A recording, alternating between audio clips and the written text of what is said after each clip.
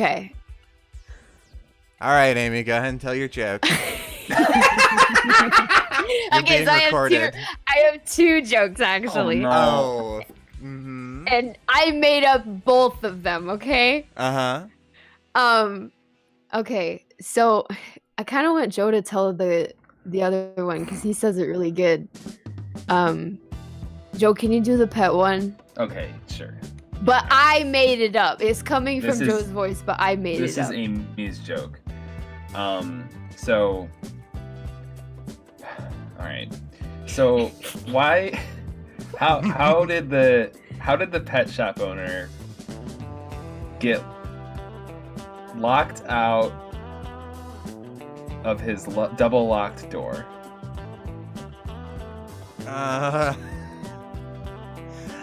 I don't know how. He lost his parakeets. Also, his name was Dave. Yeah, that was important. Wait. Do you get it?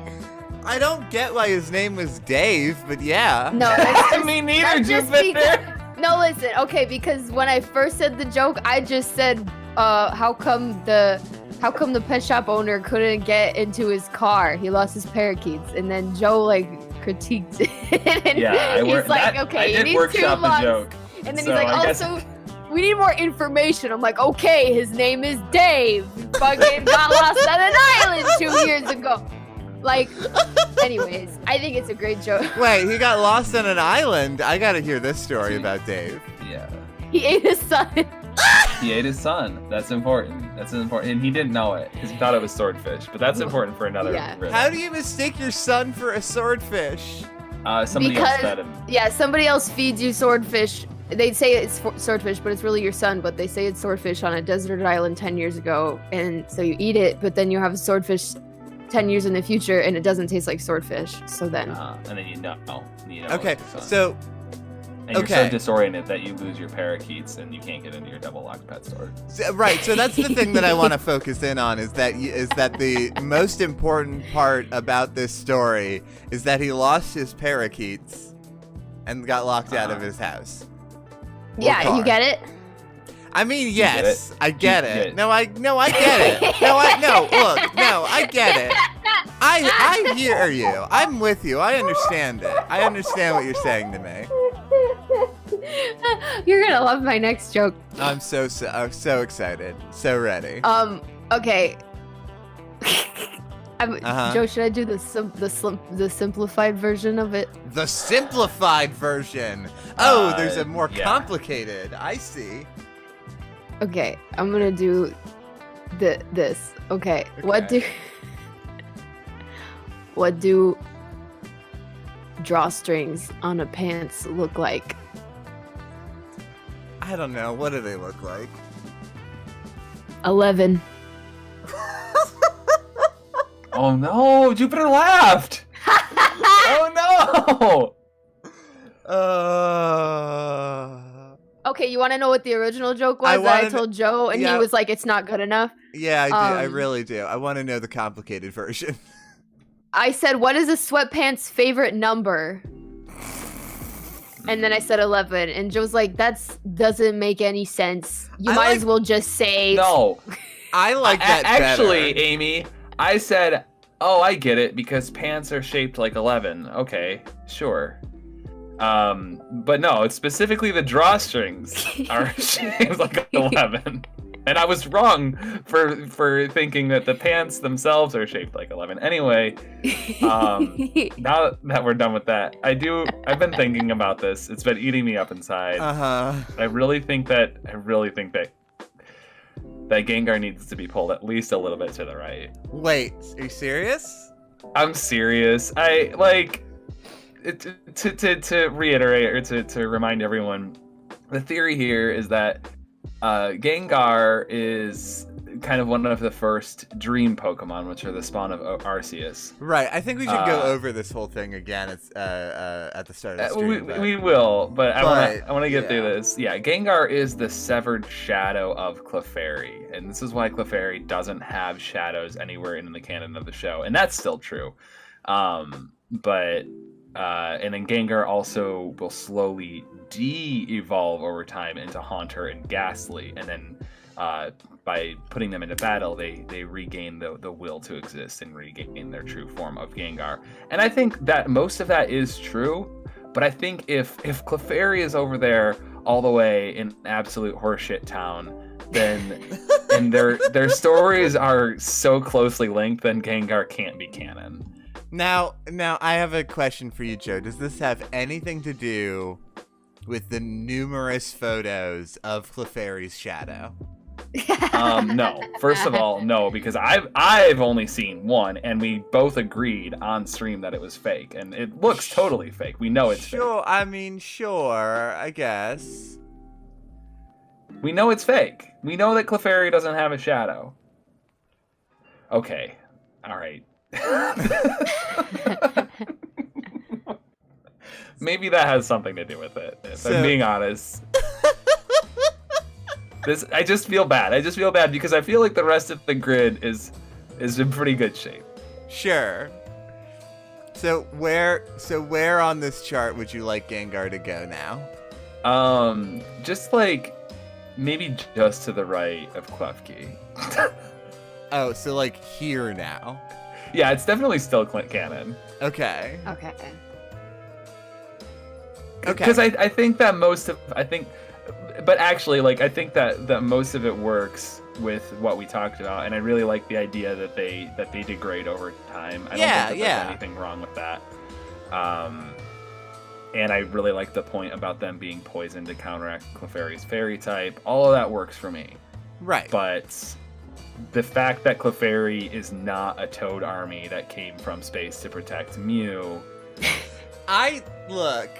Look, I know that we decided that was absolute horseshit, but I still with it. Okay, so I'm glad you got that off your chest. Thank you. I respect, thank you for humoring me. I respect your change of heart. Should we just to catch folks up? Should we just go over these theories and just to see if we can remember all the theories as well that we did last time? Sure. Is that all right? Maybe we can. Yeah, I mean, to be honest, it won't take very long. Speed run. We'll speed run it.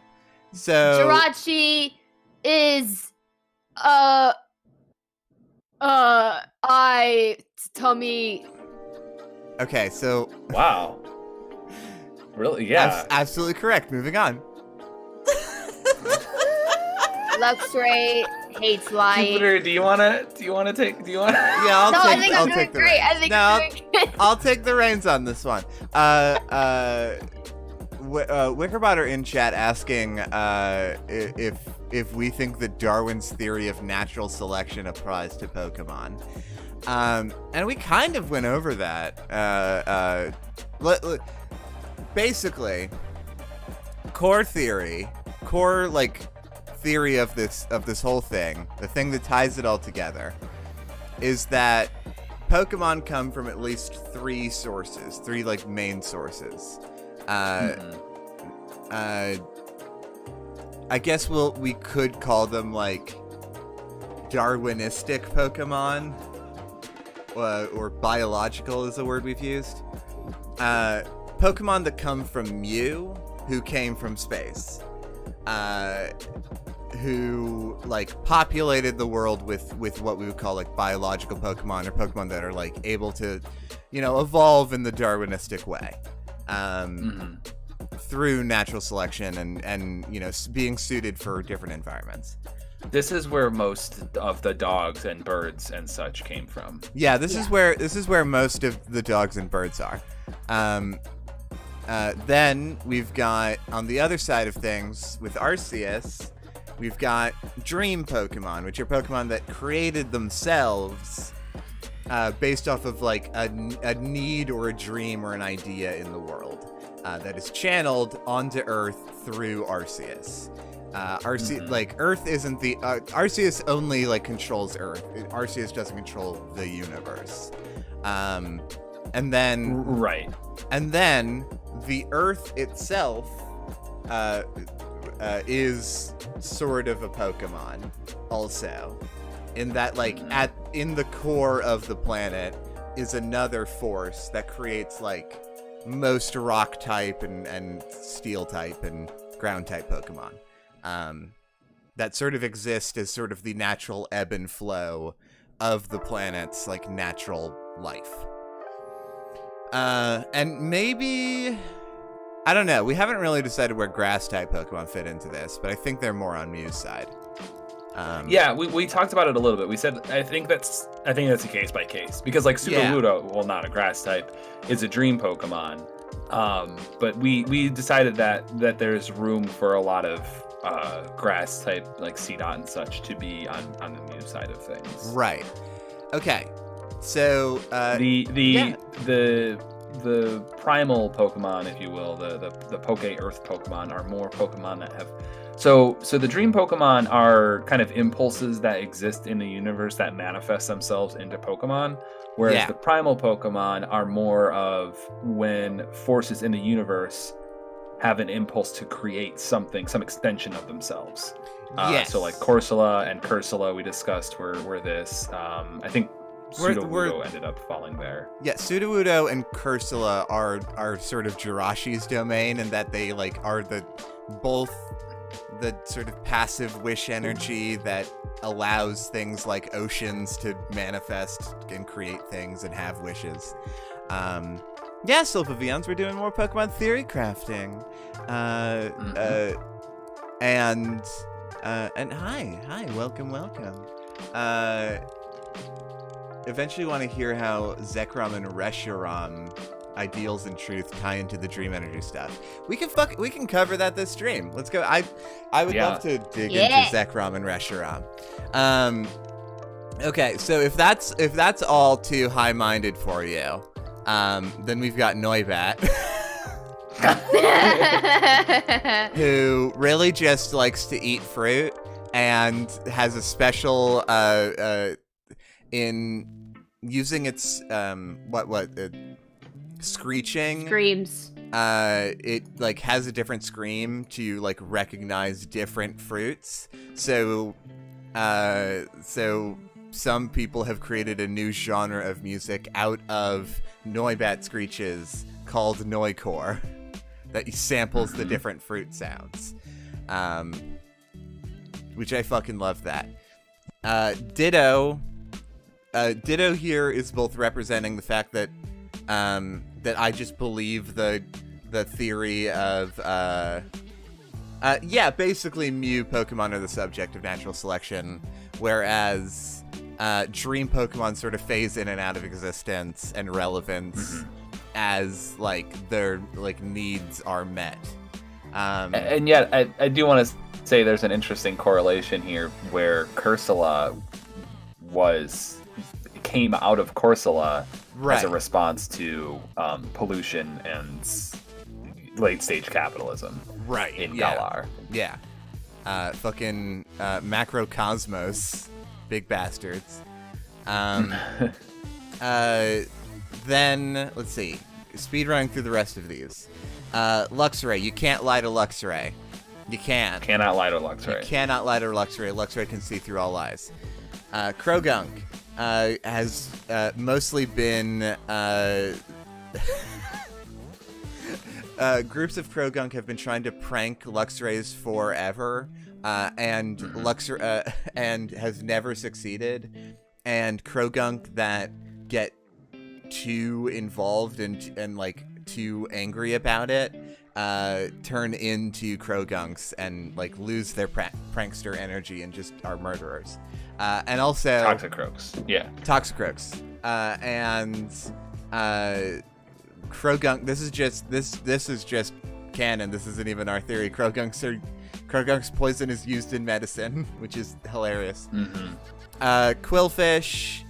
Isn't Quillfish's whole deal just that Quillfish lives? It gets eaten by seal? It gets eaten by Quagsire. Quagsire, yeah. But yeah, basically, I do love how that is the only fully basically canon theory is that it gets eaten by another Pokemon. Yeah. Also, I should clarify something. First off, Pokemon absolutely... What was that? Oh, I was just moving. Okay. That was a big move. Sorry. It's okay. A ghost. First off, Pokemon totally eat each other. That's normal thing.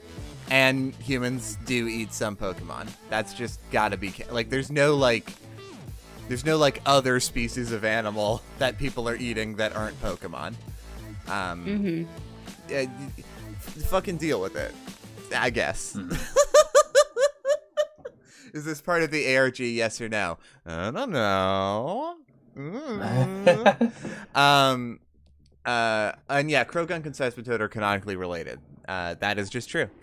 Cursula we sort of covered, is a revenge ghost. Sudowoodo was a dream created by the forest as a way to fight against deforestation. Clefairy are the toads to Mew's Princess Peach, which I love this theory so much. That Clefairies came from space with Mew as bodyguards. It's a perfect theory. Maybe that should be pulled a bit to the left too, because I think that sows the seeds for the like canon idea or folklore at least that Clefairies are from the moon. Sure, they are from space. I feel like if we're gonna pull it any left, we'd do it like there, and that's it. Oh yeah. That's I wouldn't go further than that. I just feel, I wanted In fact, I'm Gengar and Clefairy to be a little bit closer to one another.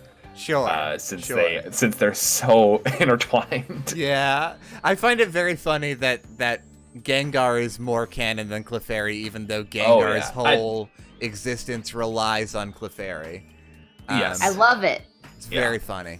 Mawile is a Mew biological Pokemon that made a wish to be able to be more dangerous and grew a second organism. The second mouth on the mouth on the back is a carnivore. The mouth on the front is a herbivore. They have separate stomachs and have separate needs. Which is just kind of spooky and very cool. What's this fucker's name? Binacle. Binacle. Can't believe I remember that. Binacle exists only as a dream reaction of an in-universe Junji Ito writing a fucking comic about hands coming out of rocks. Oh, hi, Joy. Yeah. Joy's here. Bionicle, exactly. Bionicle. Exactly. Thank you for understanding. Oh, good night, Matacore. Thank you so much for hanging out. Night. Okay. So those are the Klefki. Klefki is Klefki is a primal. Klefki is a primal Pokemon. Klefki Came from the Earth. The Earth. The keys thing is just because it grew a fascination with keys after coming up from the caves. Boo boo keys.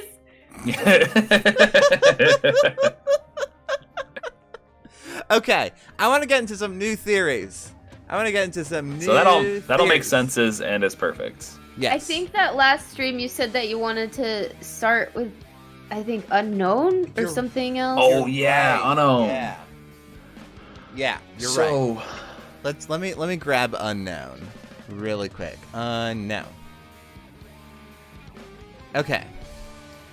So,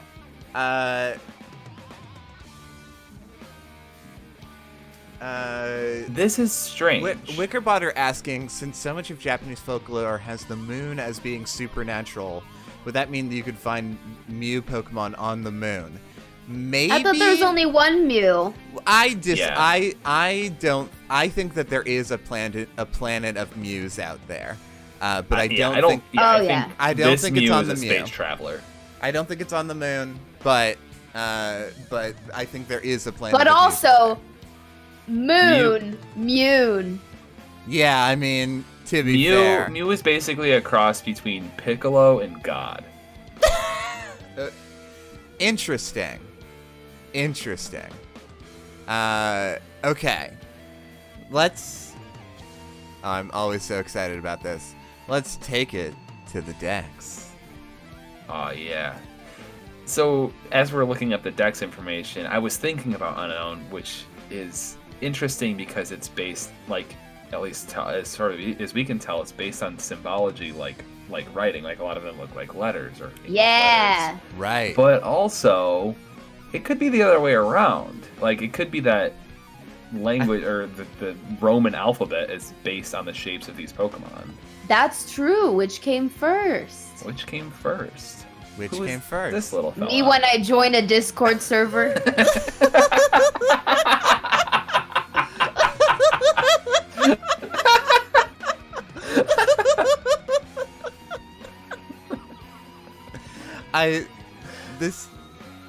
This is the I guess the shape. It's like body shape. Yeah. And this image is perfect. It's a Yeah. perfect Yeah, it is. image. Okay. So first thing we sort of have to take into account with Unknown is that they seem pretty ancient. I mean, Yes. you know, Yeah. we get like caves and shit that have Unknown just like writing And also all over they're the linked place. to Entei somehow. I remember in the movie they started appearing because they were trapped in a box. Yeah, And once the box opened, they came to life. here we Oh, go. Unknown's box, like Pandora's box. Like Pandora's box. Ooh. Unknown played a large role in Spell of Unknown, Entei, creating the illusions that drive the plot. Let's see. Because of their timid and careful nature, Unknown do not want to go out into the external world. They have the power to perceive the feelings of other creatures, including human beings. They can Ooh. Unknown communicate with each Empaths. other. Empaths. Unknown communicate with each other over electromagnetic waves, but cannot use telepathy. Interesting. Okay. Uh, Given all this, Unknown are still classified as a species of Pokemon as opposed to any sort of creature. Huh. When you said the electromagnetic thing, like, do we think they're related to Magnemite at all? I mean... They had those eyeballs. The I generally eyeballs. think that Magnemite is probably like a more modern, evolved version of. Or if there was a Unknown in a way. split somewhere, yeah, like Magnemite are Entei that, or Magnemite are Unknowns that did come to the surface at some point, and like maybe like has some relationship to Klefki or something. I'm just spitballing here. We Yeah, haven't read maybe. the Dex yet. We haven't read the Dex yet, but I also want to maybe put together the idea, because if we're thinking about origins, would the Unknown be primal Pokemon, or would they be dream Pokemon? Well, okay. What I'm This is- noticing before we even get to the deck stuff is that the primary motivation of these Pokemon seems to be communication. Like, there are Sure. different symbols, and also they understand the feelings of others, and even though they can't telepathy, they can do electromagnetic shit. So I think they are some sort of ancient dream Pokemon of basically the symbol of communication. Of wanting to communicate. See, that's interesting because I kind of see it the other way, because it seems like a lot of them just want to hide and stay the hell away. But perhaps they had a more friendly relationship with humans further in the past. Yeah. Yeah. Let's, Or and let's- also they didn't have anyone to communicate with, and that's why they were so shy. Yeah, let's read the Dex. Let's read the Dex. All right. Okay. Their shapes look like hieroglyphs on ancient tablets. Any real-life references, I assume, are just for our benefit, not the game's actual canon. Its flat, thin body is always stuck on walls. Its shape appears to have some meaning. Let's see. The Pokemon is shaped like ancient writing. It's a mystery as to which came first, the ancient writings or the various unknown. Researching this Ooh. topic familiar. Yeah. That was too close. Aw, hey, Mad Mew Mew, thank you so much for the raid. Thank you, Hello, thank folks. you. Welcome, all of you wonderful people. Hello, hello. Welcome to this Buck Wild stream. Yeah, welcome, welcome. We're theory crafting about Pokemon and getting real buck wild with it. I hope you had a good stream, Mew. Hell yeah, hell yeah. Let's see. Nothing new seems to be... Hell yeah, Mew.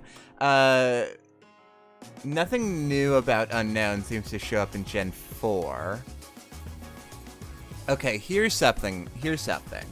Actually, it is in Gen 4 of this, but when alone, nothing happens. However, if there are two or more, an odd power is said to emerge. Interesting. Right, because they have something to do with hidden power, the move. Yes. So I think that's just a reference to that. Yeah, they have something to do with the hidden power move. Let's see. Which, Considering that they're empaths and can communicate along electromagnetic frequencies, but not necessarily telepathy, they're like vibes magnets. Right. Okay, so,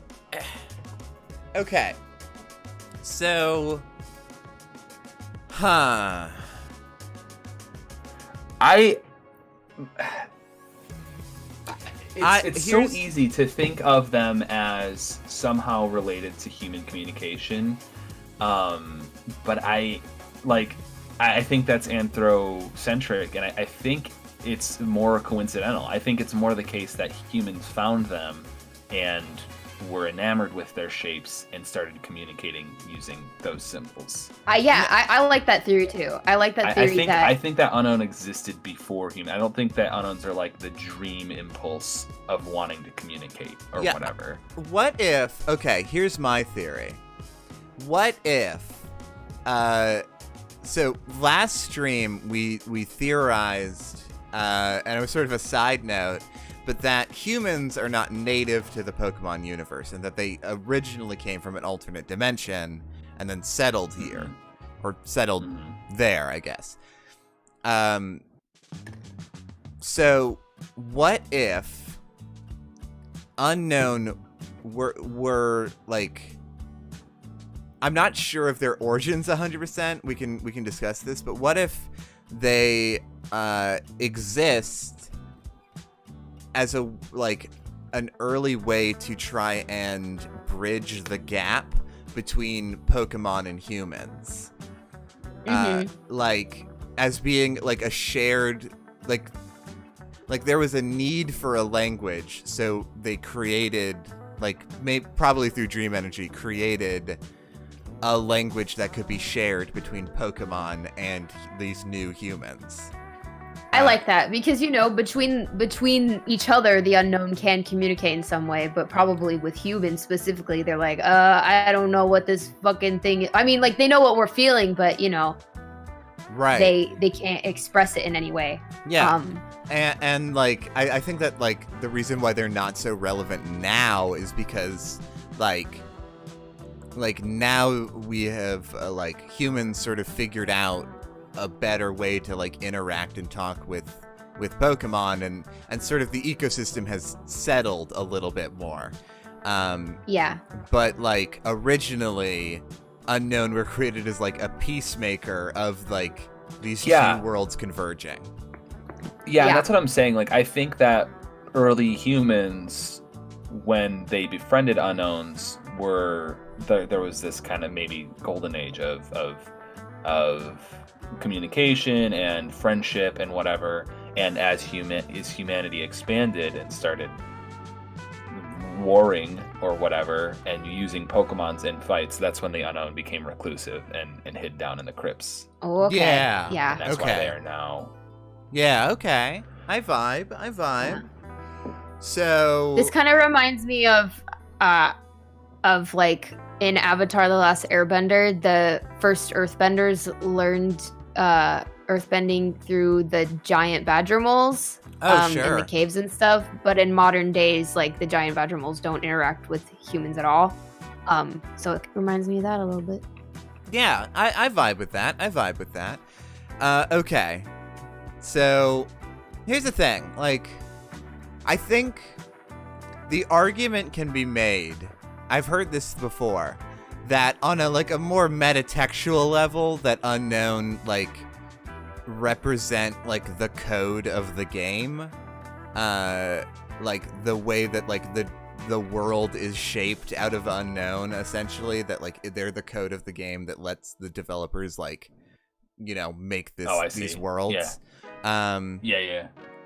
But if we don't want to think on a meta level, I like the idea that that unknown were originally the peacemakers between new humans and the Pokemon of the world, I think actually, I don't think that they're Dream. I want them to be Primal. I think they're Primal, yeah, for sure. I think it is possibly an impulse of Poke Earth itself, desiring harmony. Yeah. Ooh, yeah. Yeah, it's what type are they again? Psychic, I believe. Normal. I think they're normal. No, they're psychic. They're vibes. Yeah, they're vibe type. I'm looking at it right now. It says psychic. Yeah. It does say vibe. You're right. For sure. Yeah. I don't know. Where does this theory go? To be honest, I'm less interested in this theory than I think it's an averagely cool theory, but I definitely think it's pretty dang canon. I mean, there's a lot of dang proof already about. Here's the problem: is that Pokemon, the series, has not given us a lot to work with. They basically introduced the unknown as something weird, and then have not addressed it hardly at all. Yeah, the point of them is to be unknown and to not know a lot about them. Right. And frankly, I think that's chicken shit.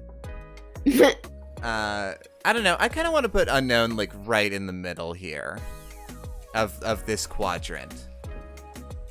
Okay. I don't think it's that cool. Yeah, I don't think so either. And I also think it's kind of sad, which is part of the reason that Cursula is so low. Sure. Although I will go ahead and, this isn't sad to not sad. It's cool to not cool. No, it's not, because Quillfish is not sad. Whatever. Sure. It's not sad. It's just... Yeah. It's just whatever. Yeah, Gengar's pretty sad, but it's super cool. So, yeah. Now, I first off, how do y'all feel in chat? How do y'all feel about this placement? How do y'all feel about this theory?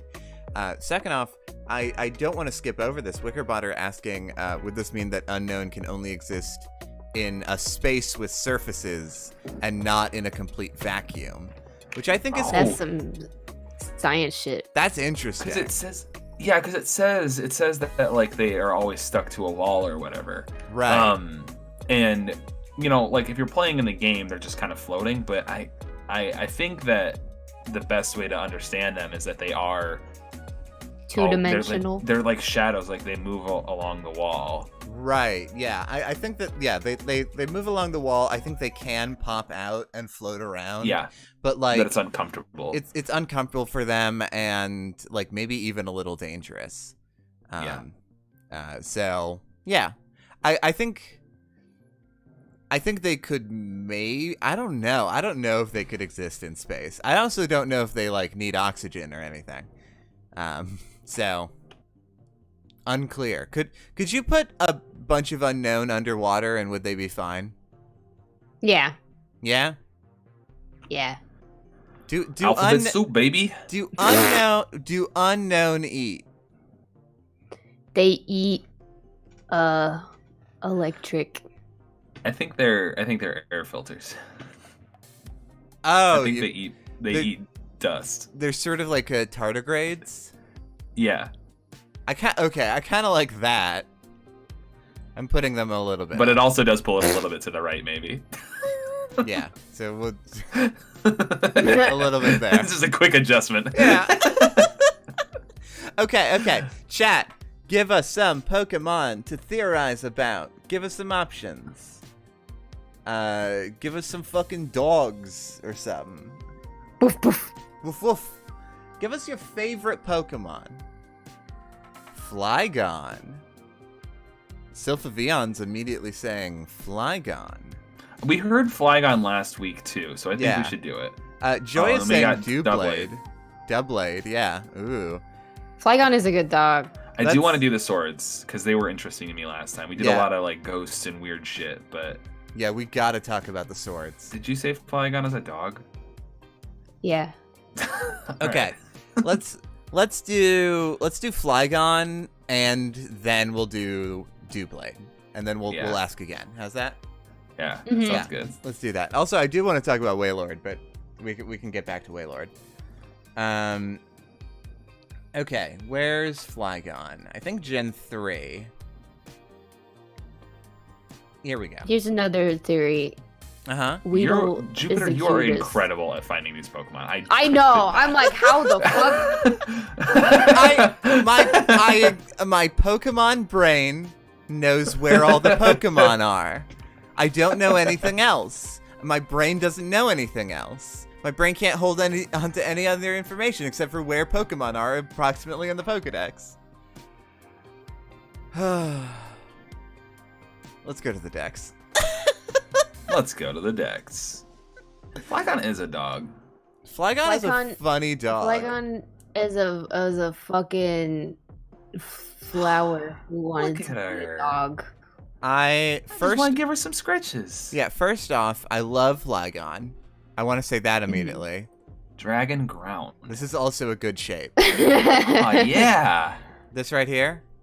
That right there, Yeah. that's a good shape right there. Yeah, that's a Yeah. good shape. I Yeah. vibe with that shape. Okay. Also, yeah, flying dog. That is fully a dog shape. Mhm. That's a dog. That's That's a woofy. fucking dog dog. confirmed. Okay. Also, I know in the Jirachi movie, Flygon's in it, I think, or a different movie, but it sounds really cool. I remember it Yeah, sounds really Jirachi funny. Wishmaker. Yeah, it goes Uh, like "Rah!" or something. Gone. Flygon. No. I said it sounded cool, Joe. I was thinking it sounded like a dog. That's a dog. That's what dogs sound like. I Okay. see. I understand. That makes sense to me. For sure. No, absolutely. Flygon is nicknamed the elemental spirit of the desert because its flapping wings whip out of a cloud of sand. This Pokemon is always enveloped in a sandstorm while flying. What the fuck? Okay. I didn't know that. Huh. I didn't know it had anything to do with So, sand or at desert first because it's green. blush- Yeah, at first blush, well, it is ground type, right? Yeah, it's ground think this dragon, makes and sense. it fully is a desert Pokemon, for sure.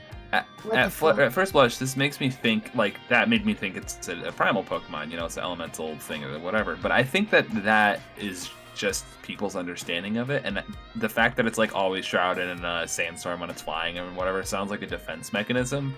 Sounds much more like it's on the bio side to me. We'll see. We'll see. We'll see. That's just first blush. Yeah, first blush. Hi, Sour Saturn. Hello. Welcome. Built-in goggles for the sand. Yeah. The flapping of its wings sounds like singing. To prevent detection by enemies, it hides itself by flapping up a cloud of desert sand. Yeah, so that definitely feels like more like a defensive biological response, for sure. Mm-hmm. Imagine being stranded in the desert and you're dying of thirst, and then you see a sandstorm and you also hear, Yeah. I'm ready for my Poke Band. It's Flygon, it's Noibat, and it's Jigglypuff. Yes. Yes. Let's see. A lot of desert spirit stuff. Yeah. But I think, that just really sounds like a campfire story. it really does. Yeah.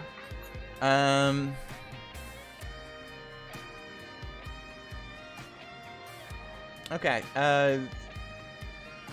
Let's see. The flapping of its wings sounds something like singing. Those lured by the sound are enveloped in a sandstorm, becoming Flygon's prey. Interesting. Oh. Okay, so it's also funky. a siren. That's cool. The Pokemon hides in the heart of sandstorms it creates and seldom appears where people can see it. By flapping their wings, Flygons cause sandstorms that conceal Crocodile. The team then splits the prey they catch. Ooh. Oh, Interesting. shit. Oh, shit. I'm gonna be right back. Okay. I love Flygon working with Crocodile. That's fucking... Honestly, do you want to also just throw Crocodile on what we're looking at here? Yeah, fuck it. Yeah, let's do a double. Let's throw a dually Crocodile on here. That's Gen 5 for sure. Crocodile, gotcha. Oh my god, what a cool little Pokemon that is. I love Crocodile. I love Crocodile. That's some Donkey Kong Country energy, and you know I'm here for it. That is some Donkey Kong Country energy. You're right. Okay, back to the decks. So we know that Flygon and Crocodile work together. That's great. People. I also love that they split the prey. Like this is a plan and an agreement. Like this is some high level communication. It really is. I love that. People continue to have their hearts stolen by its enchanting song and find themselves stranded in the desert. Oh my god. Wow. What I'm getting from this is that people are dumb. well, yeah, and people are afraid of it. People that live in the desert areas tell this horror story of the desert spirit. Beware its song. That's very cool to me. Yeah. The Shield entry even clarifies. It's nicknamed the Desert Spirit because its flapping wings sounds like a woman singing. Yeah. Wild. That's cool. Okay. So let's look at its friend Crocodile as well. Because these two are a package deal, I think. Yeah, okay. I don't know what to come up with for Flygon because I feel like there's a lot of really cool stuff in there. which is why having Crocodile might help. Might help. They never allow prey to escape. Their jaws are so powerful they can crush the body of an automobile. Ooh. Now, this is a very funny thing to say because I can't imagine. I can't imagine a crocodile being able to get its mouth around a car. How big are these boys? How big are these boys? They're pretty big. No, I mean they're 4'11". They're about the size of about the size of Caillou.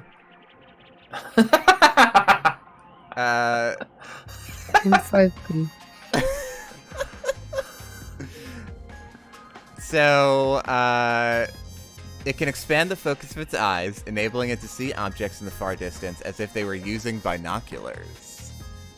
Interesting. So it also works as a spotter. For prey. Okay, so Crocodile and Flygon. Crocodile spots prey. Then the two of them work together. Flygon whips up a sandstorm. And lures them in. Conceals the prey, and then Crocodile snaps in using its good vision, able to see through the sandstorm.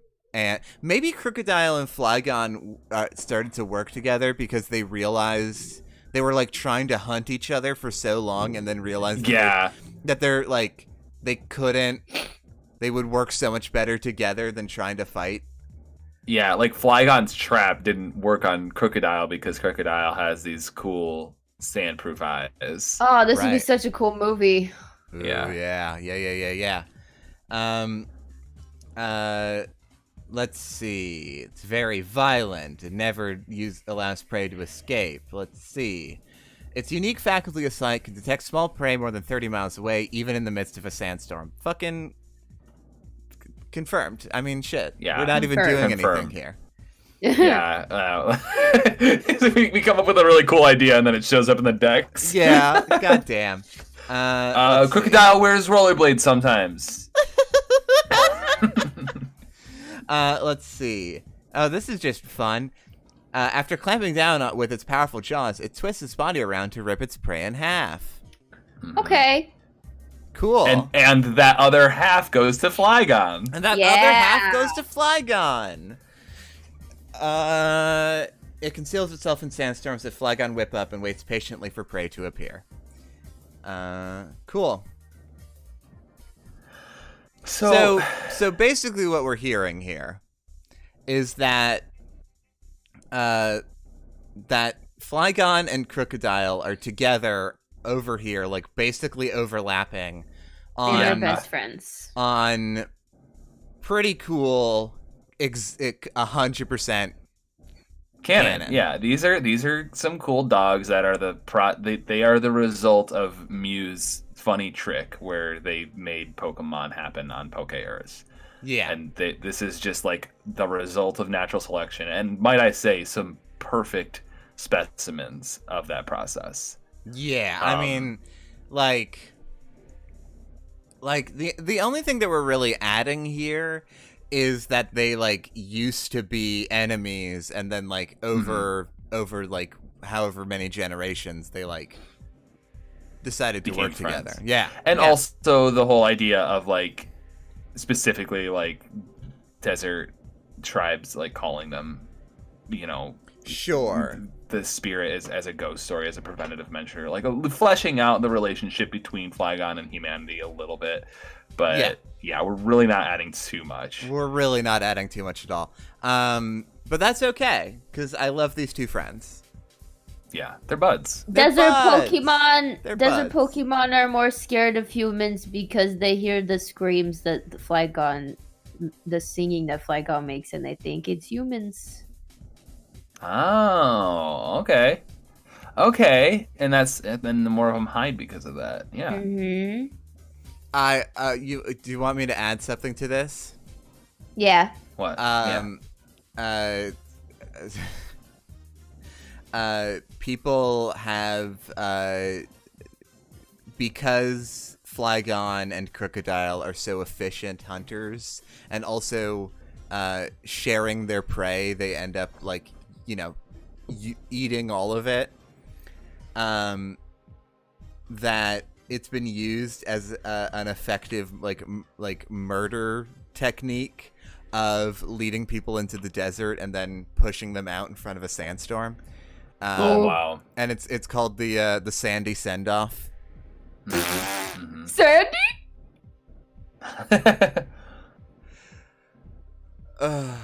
That's, I mean, I don't know. Yeah. That's pretty much all I got. I like it. We built him a pair of sand shoes. Oh. Go sleep with the sand alligators. He's out there sleeping with the cactuses.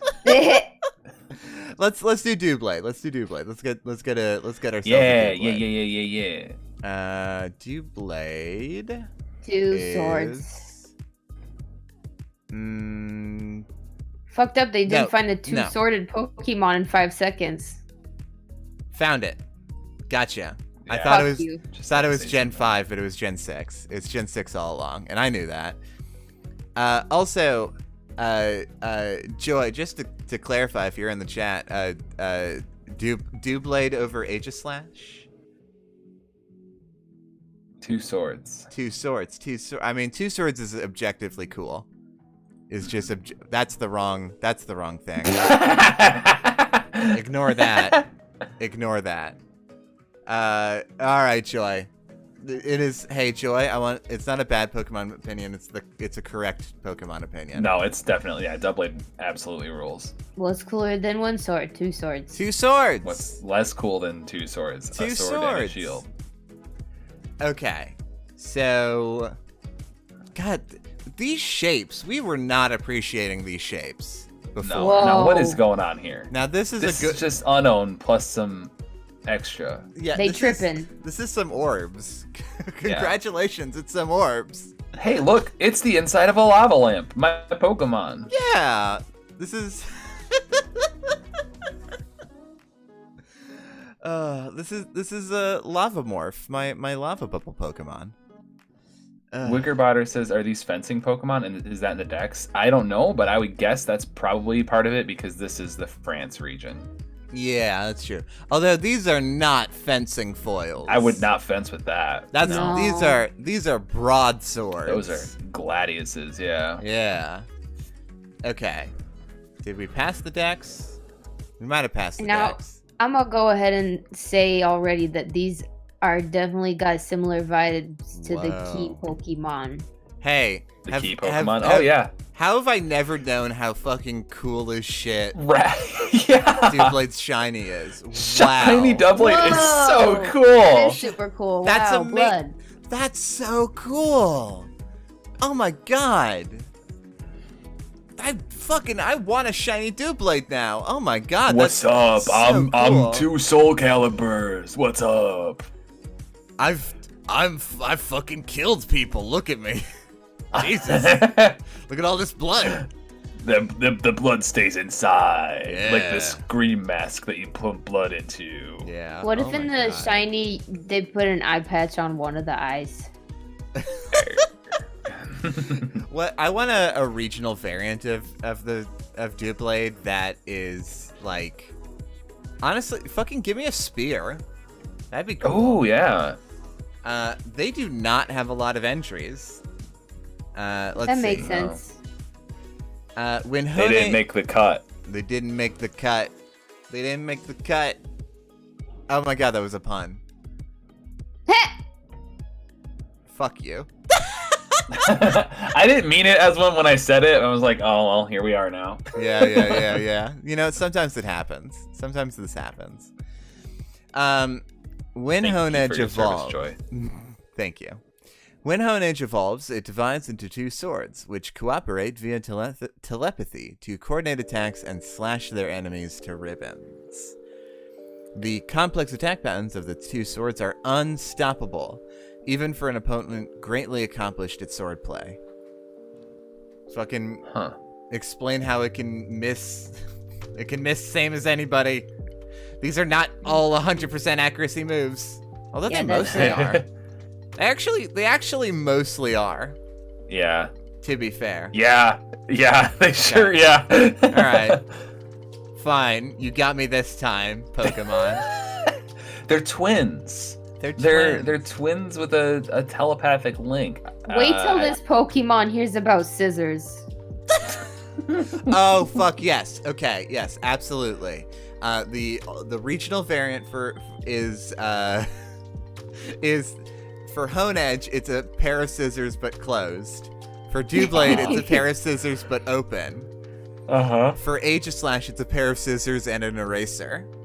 Mm. And the region is like when it's like the Pokemon Nerd universe region. that takes place in like a kid's classroom, like Yeah. Katamari Damacy shrunk down universe. Oh Oh, yes. that would be so cute. That would be such a cute Pokemon game. Let's see. Honage evolves into twins. The two blades rub together to emit a metallic sound that unnerves opponents. Yeah. The swords employ a strategy of rapidly alternating between offensive and defensive to bring down their prey. Okay, so I wanna go back and look at Honedge really quick and get some. Okay. Maybe we can get some new vibes. My theory, Doublade likes murder.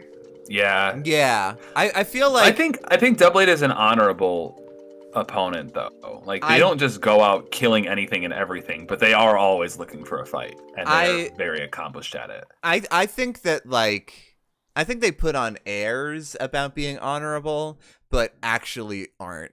They like Oh, okay. they like will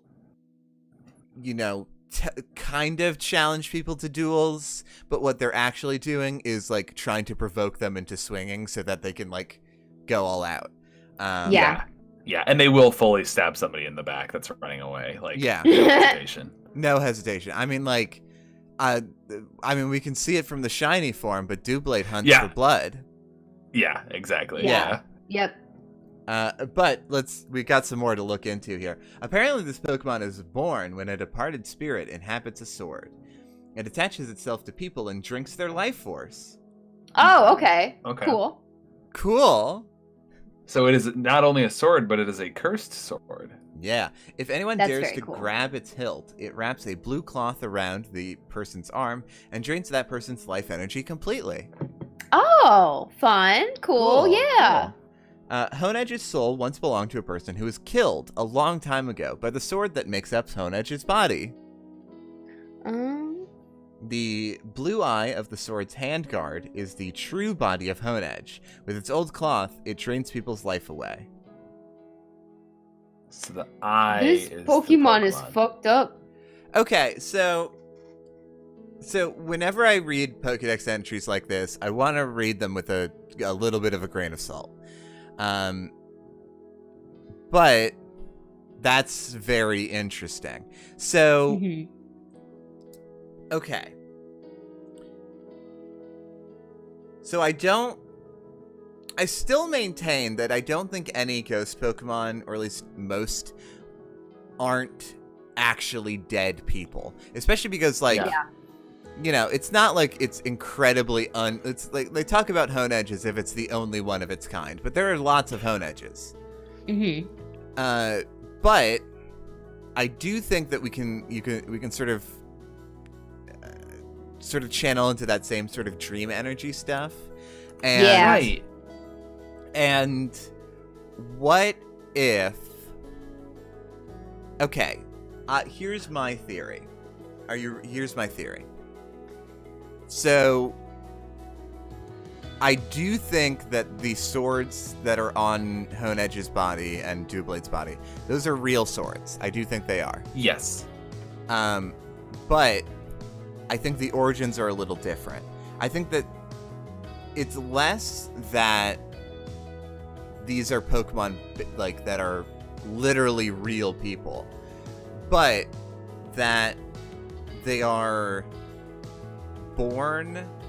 They're like a recent Pokemon that inhabits, like recycles ancient swords, essentially, that is born from the like action movie boom of like of like I know that movie.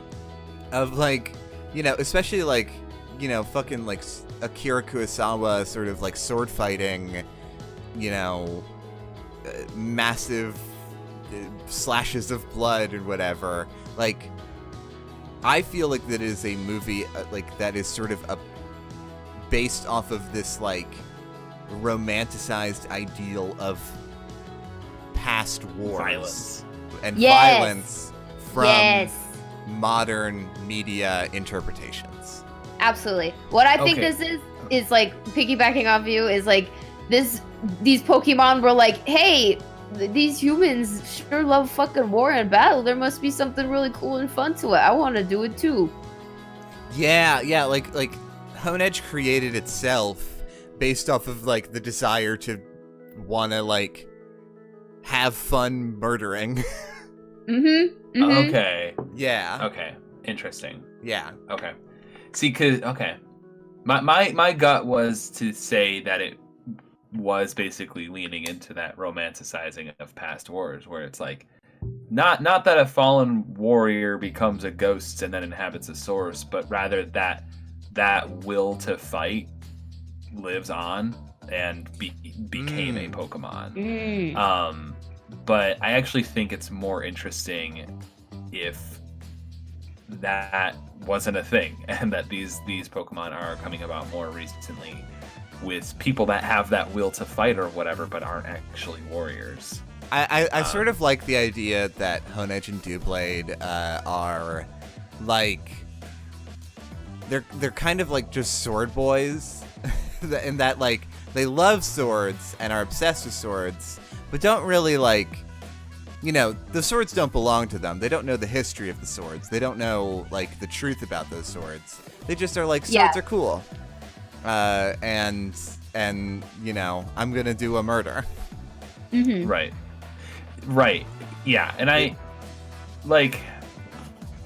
trying to figure out how the part about it, like the cloth gripping you and sucking out your life force. Like, I feel like is the what's up? I think that part is true. Yeah. I think it's true too, but I'm trying to figure out how it fits into its origin. Like, how did that come about? I think that it is just like the sort of like the reason why it's a ghost type is because it is a Pokemon that created itself with a craving for death. And Okay. Yeah. that's how it manifested as a ghost type Pokemon. And the thing about like anyone grabbing its hilt and having their life force taken is the like sword is just like one of the ways that the sword can like make that happen. Right. And like it is basically being like, you are not gonna control me. Yeah. You know, I exist for my own purpose. Mom said it's my turn to play the murder. Yeah.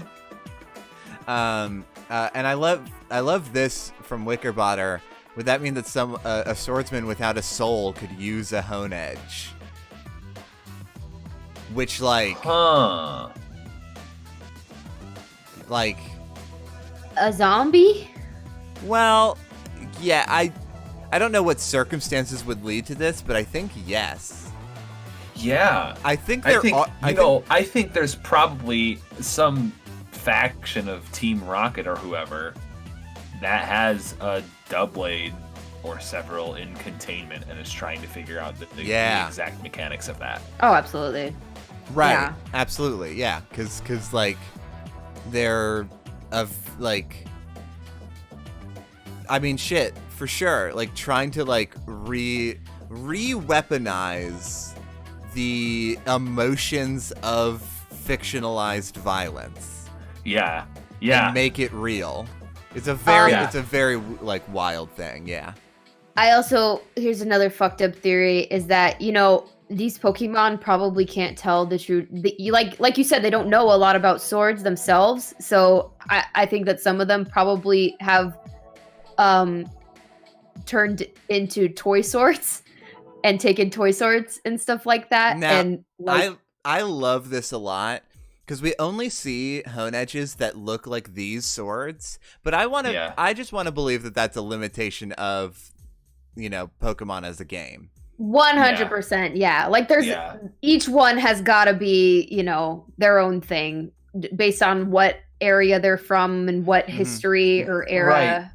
So this is the true devastating reality of kids playing violent video games. Yeah. That has come into existence, right?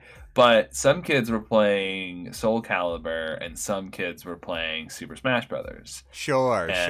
Like there are different types of this Pokemon based on the ESRB rating. Yeah.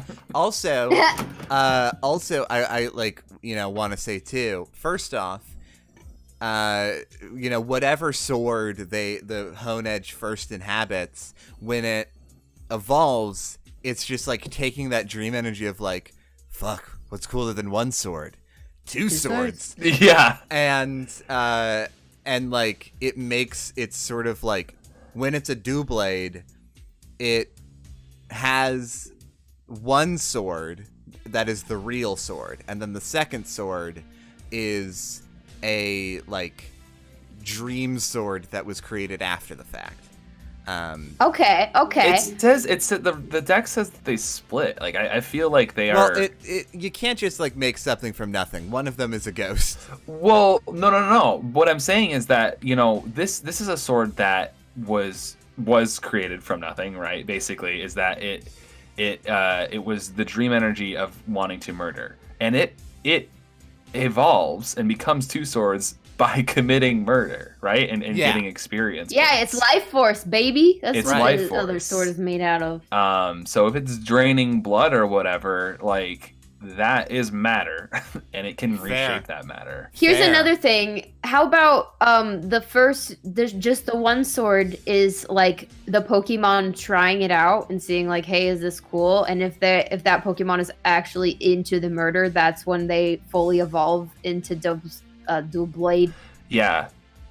And like they're like, oh yeah, I'm doing this. This is who I am now. Now, quick question. Aegislash, if memory serves, requires a trade to become Aegislash. I think so, yeah. I love that because that means that a Doublade will stay a Doublade and murdering forever until it is in the hands of a Pokemon trainer and has something to protect.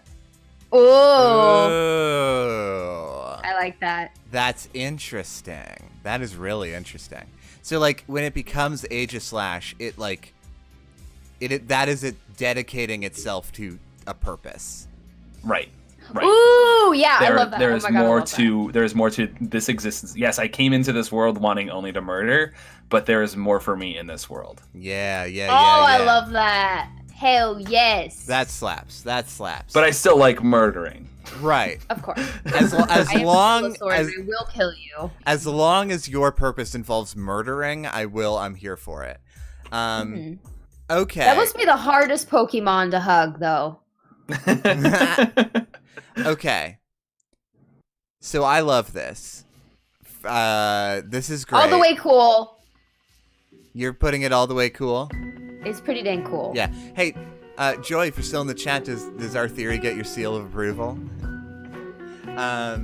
What do we think, y'all? What do we think in chat? Where does this sword go? I think it might be like right to the right of Gengar. What theory? This is You canon? think it's canon? Well, if Joy says it's canon, if Joy says it's canon, then I think There we go. I think it's just canon. I think Yeah, I mean, we had to move Gengar out of the corner, so we have to put something there, we right? have to put something there. Have to put something there. Gengar. Yeah. All right. I'm happy with that. I love honestly, that theory. I feel way better about that being in the corner than I did about Gengar. Really? So, I love Yeah. that's still a ghost Pokemon though in the corner. yeah. Uh-huh. Yeah. We Okay. like ghost Pokemon here. We like ghost Pokemon here. All right. New poke. Get in the chat. Are Ekans and snakes like matter and antimatter? Would they annihilate? Wait. Yes, Wickerbatter, yes. And this is also true for God and dogs. Yes. Ekans came from a mirror universe. What if? Can we just say a theory for Ekans is that Ekans, when humans came in from the human world, a snake got in there. Oh, it was the fucking snake of Adam and Eve bullshit. Yes, there was a progenitor snake for Ekans. I'm putting it on the list. There was a progenitor snake for Ekans that came from the human world when humans came to the Poke Earth. You are gonna go ahead and drag that all the way to absolute horseshit, though. No, that's going horseshit for sure. It's going horseshit and like middle of not cool. Yeah. Uh-huh. Yeah. Okay. Yeah, because it's just a fucking stowaway. Like, Yeah. Come on. Yeah, it was an accident. They didn't mean for it. There's a snake in my boat. Okay, Wailord was mentioned. Let's throw it to Wailord. Let's do Wailord. Let's throw it to Wailord, which is right Up. Up. here. Aha. Oh, I love this blimp. I love Wailord. For like just as a Pokemon, Wailord is so I want good. some Wailord shoes. Oh, like those slippers. That'd be Yeah. cute. That'd be cute. Joy's theory is that Wailord is big and funny, and you know what? Yeah. I think That's canon. that's Good canon. evening, folks. Wailord is made the full in Wailord is a balloon, is what I'm saying. The full inside is just air. There's nothing in there. There's but nothing air. in there. Okay. Hold on. I think there's a little old couple that lives in there. They have a nice little house and a nice little home. Oh God! Holy shit. Okay. How do you explain the tongue? That's painted. It's like a Wile E. Coyote. Yeah. Oh God. Okay, let's look. Let's see if there's any collaboration. Is there anything in the decks to there anything get in us the on a decks? different direction? Wailord is the largest of all identified Pokemon up to now. This giant Pokemon swims languorously in the vast open sea. What does that word mean? I'm Googling it now. Big, slow, lazy, funny, happy. No, I would not like to disable my ad blocker, Merriam-Webster. What is languor? A weakness or wariness of body and mind. Listlessness, just lazy, just lazily. Indolence or inertia? Yeah. Okay. Sure. They just sort of float around. They float around, and you could even read that definition as they kind of seem empty inside. Maybe. They float like maybe. This giant Pokemon swims languorously in the vast open sea, eating massive amounts of food at once with its ginormous mouth. When chasing prey... Huh. Now I that doesn't sound right. Now I have a question for all of y'all. Would you ever imagine Wailord as chasing prey? No. No. The Wailord moves and opens its mouth, and prey lands inside. It doesn't chase anything. What would it chase? Right, and A also, worm. what kind of whale is Wailord? Because does Wailord have a baleen? I don't know. Yeah, I think it does. I think I've seen images of. You can't tell me. is it the whole? No, baleen is a filter that some whales have that lets them eat krill, basically just by opening their mouth and catching them like a big net. What's the hole? It breathes through nostrils that raises above the sea, the hole. By inhaling to its maximum capacity, Wailord can dive close to 10,000 feet beneath the waves. Okay, so it's an anti-balloon. An anti-balloon. Okay, interesting. Okay, what the It is among the largest of all Pokemon. It herds prey in a pack and then swallows the massed prey in one gulp. Wailord is a hunter? What the Wailord is a fuck? hunter. I literally thought Wailord was like literally a 1-to-1 stand-in for a blue whale. And Right. just ate Yeah. krill or whatever. Yeah. Yeah. But no, Baleen is, or Wailord is vicious. Now I wanna get into this. I'm skipping ahead here. Wailord pursues their prey in pods. With their large mouth, they can swallow entire schools of wishy-washy whole. Thank you this for little- telling me what they eat. this The little little baby. guys. That's why they're so sad. Yeah. Little sad guys. Yeah. Because they're dying all the damn time. Damn. I'd be sad too. Wailord is an apex predator. Wailord So true. is an apex predator. Wailord is pretty fucked up. Jeez. Okay. Who do you think Wailord mains in Apex Legends? The murderer.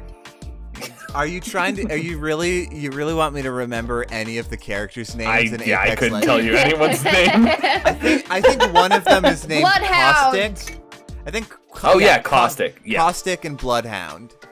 And I do think that Caustic would be the one, right? Because Caustic sets traps. Sure.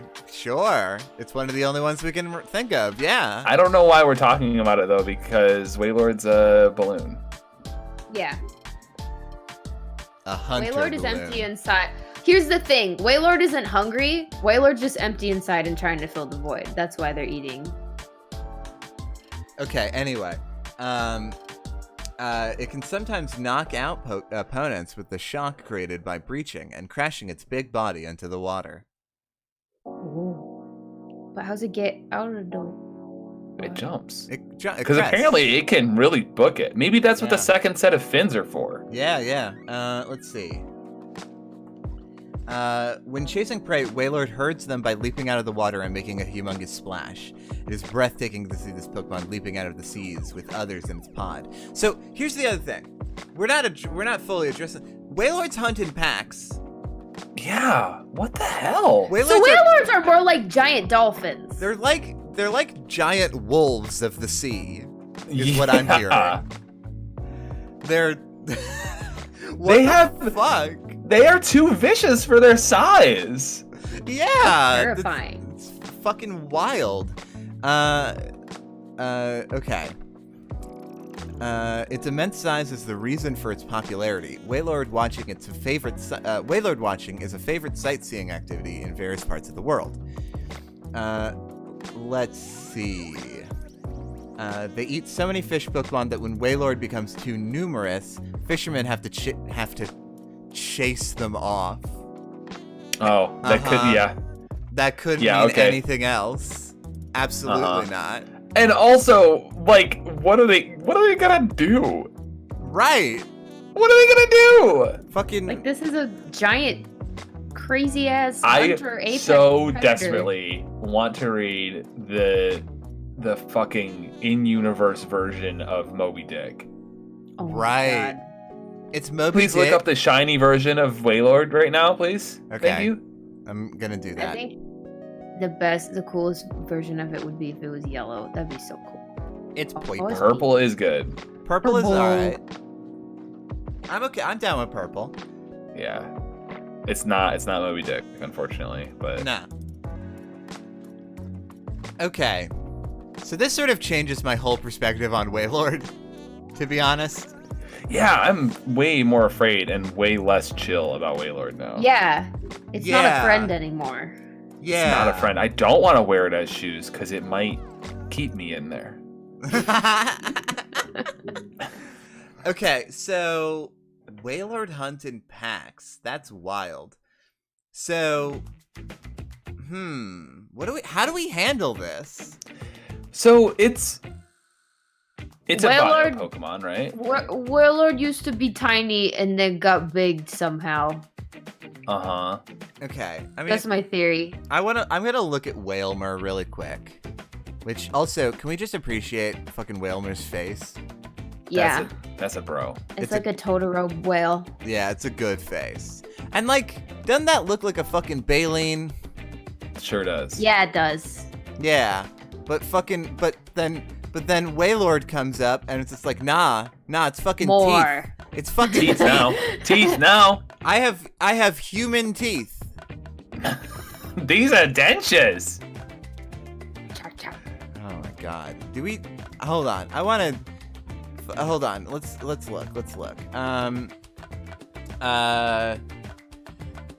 Pokemon Wailmer can store water inside its body to transform itself into a ball for bouncing on the ground. Aw. By filling itself up with more water, this Pokemon can elevate the height of its bounces. I don't think that's how science works, but for sure. Mhm.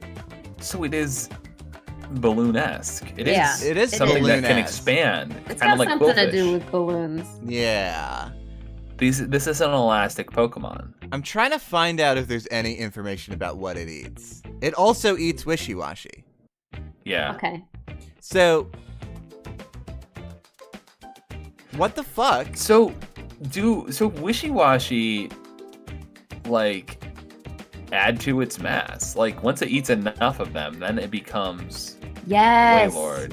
Oh my gosh, it's like that one like Flash game online just called Fish, where you're this super tiny fish. You can only eat fish smaller than you, but the more Yeah. fish you eat, the more bigger you get until you're as big as a screen. Yeah. Okay, so here's my thinking on Waylord. Is that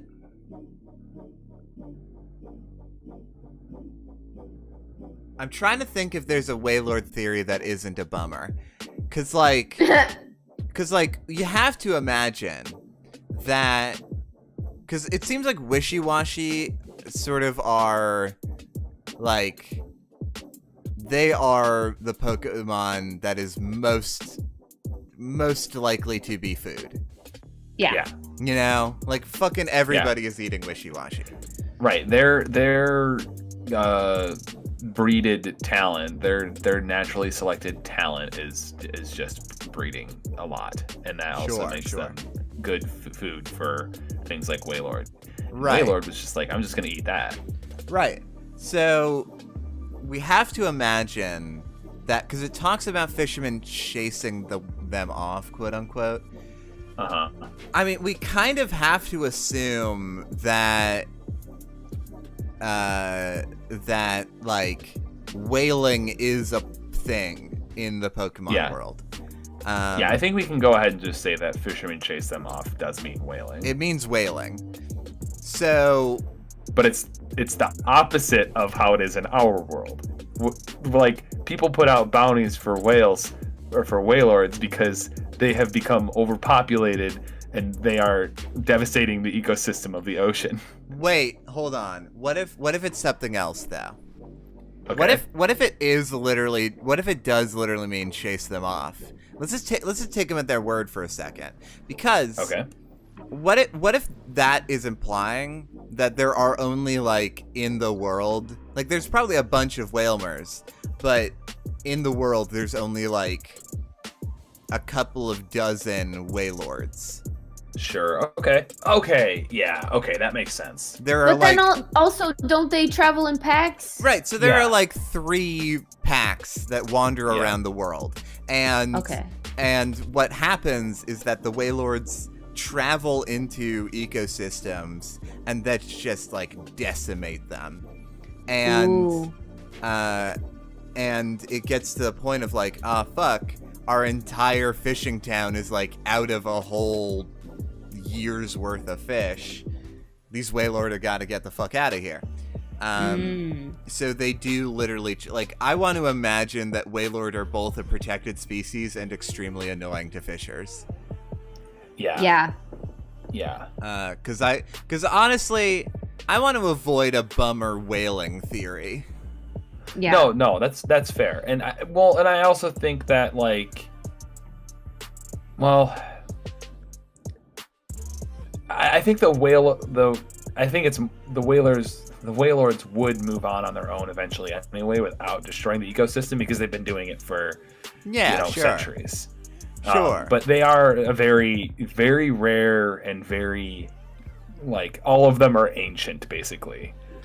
Sure. They don't live forever, but about at the rate that they die off naturally, more whalmers will eventually evolve into whalords. I like to think that because they're so rare and ancient, that when it's like, it's kind of like, you know how when what are the bugs? Cicadas?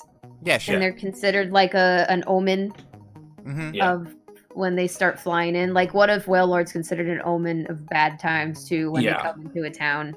And like, I was thinking of it similar to El Nino and El Nina, or La Nina, the tropical wind patterns or whatever. Like and whales in our world also have a similar, like, they have like a breeding pattern that they do over courses of several years, and they cycle around.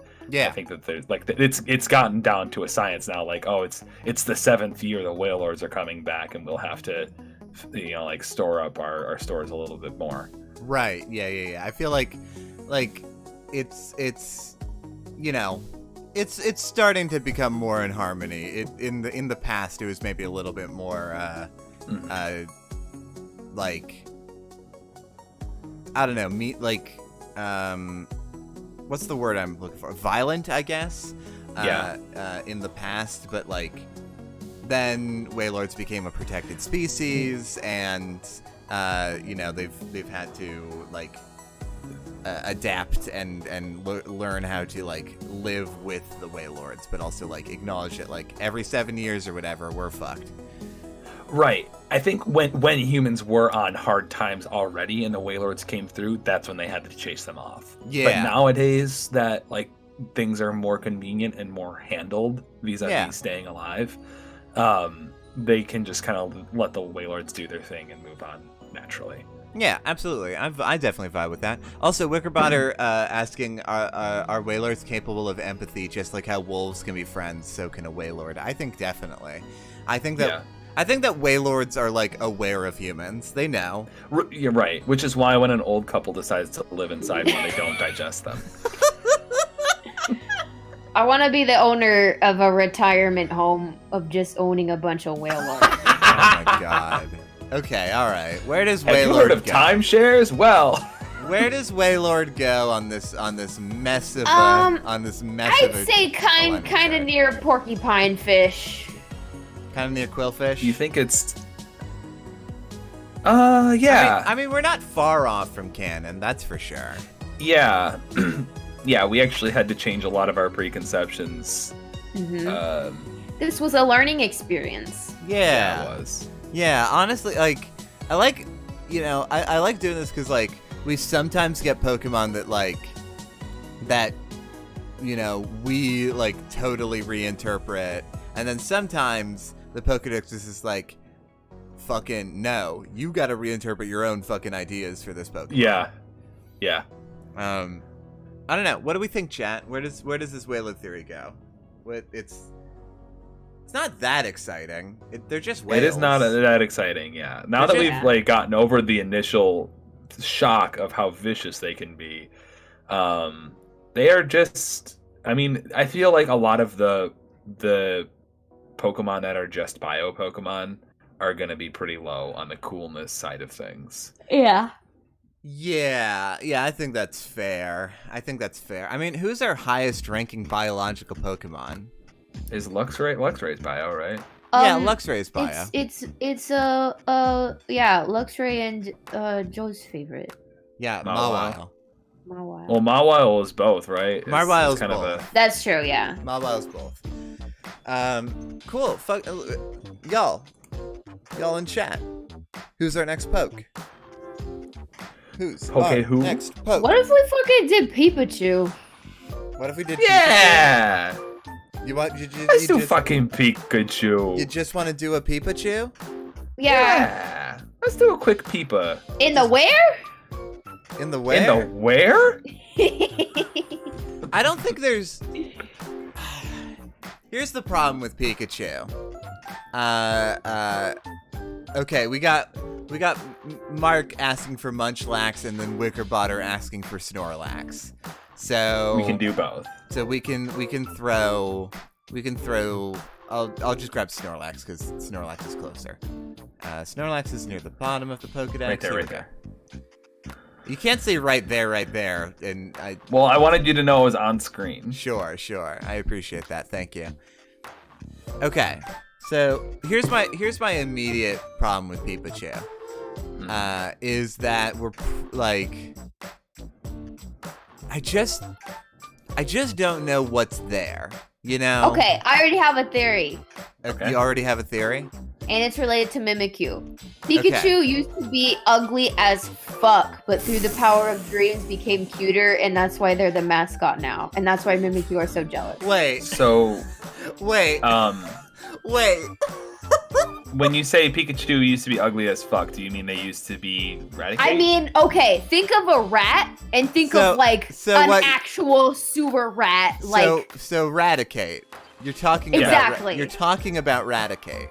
Yes. You think I'm not saying that they are actually blood related, but I think Pikachu used to be that ugly, but then wanted more attention and love from humans and became cute through the power of dreams.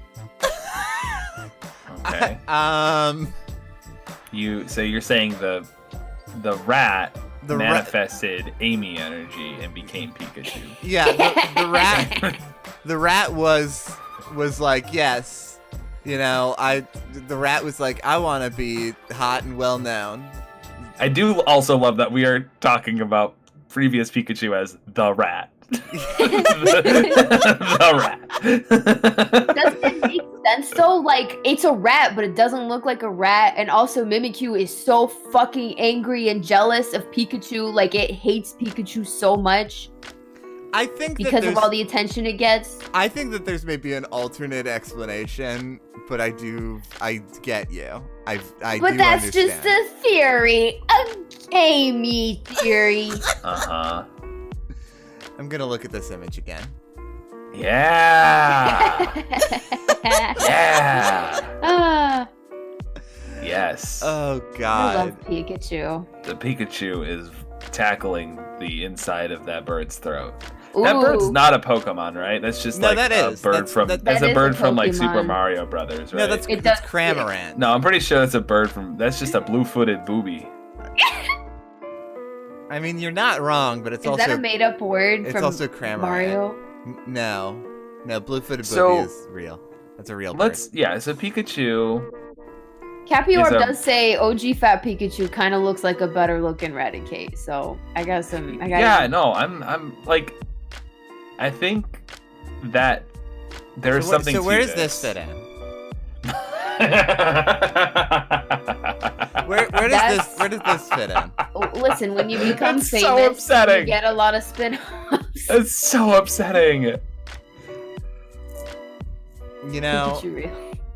I just want to, we gotta fit. Here's the thing, we gotta fit lightning force. Uh-huh. We gotta fit lightning force into the field. Yeah.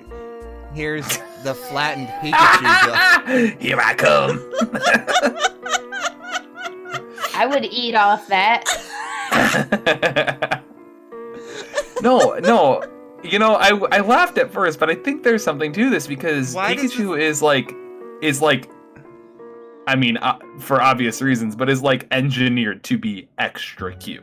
It's not just a Pokemon. It's not just a rat. It's not just cute. It's like cuteness to the max. Like, Okay, so here's a problem that we're gonna have immediately. Pikachu has a bajillion entries.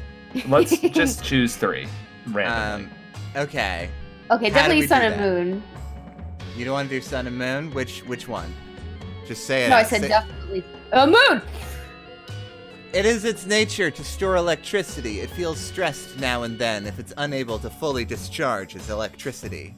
Yeah, so Oh, most of right. these are gonna be about electricity. Didn't we? Yeah, that's an important part of Pikachu, Amy. Right. That it's electric. Okay, but listen, because electricity, media. Okay, but didn't we, Joe, back when we were doing Every Pokemon is Good, we did do a pilot episode for Pikachu. And I'm remembering it now, didn't we come up with the idea that wild Pikachus are kind of like scamps, they're kind of like pests, in that they like gather around electrical stations and power plants and generators and steal the energy, steal the electricity from it. They like chew into power lines and stuff. Right, they chew into power lines and like eat the electricity. And like I like people in like everyday people might tend to see a Pikachu as more of a pest than a cute little face. Right. Even if you like, even though like, I mean, I think rats are cute.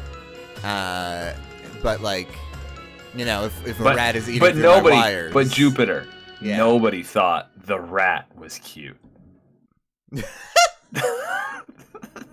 No one thought the rat was cute. But like, yeah, so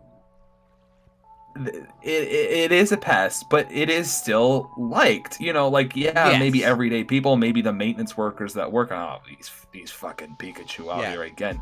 But like, it is the face of everything, even in the universe of Pokemon, like in Detective Pikachu or whatever. Like, Right. there's Pikachu on soft drinks. Wait, so here's the other thing I think we came up with, and we can work back from this. I don't want to just rehash old work, but the other thing that we found out, and I'm not finding it here, but in Pokemon Sun and Moon, you can find a famous Pikachu in a resort who's like sitting in a chair and got sunglasses on and is like a famous known Pikachu.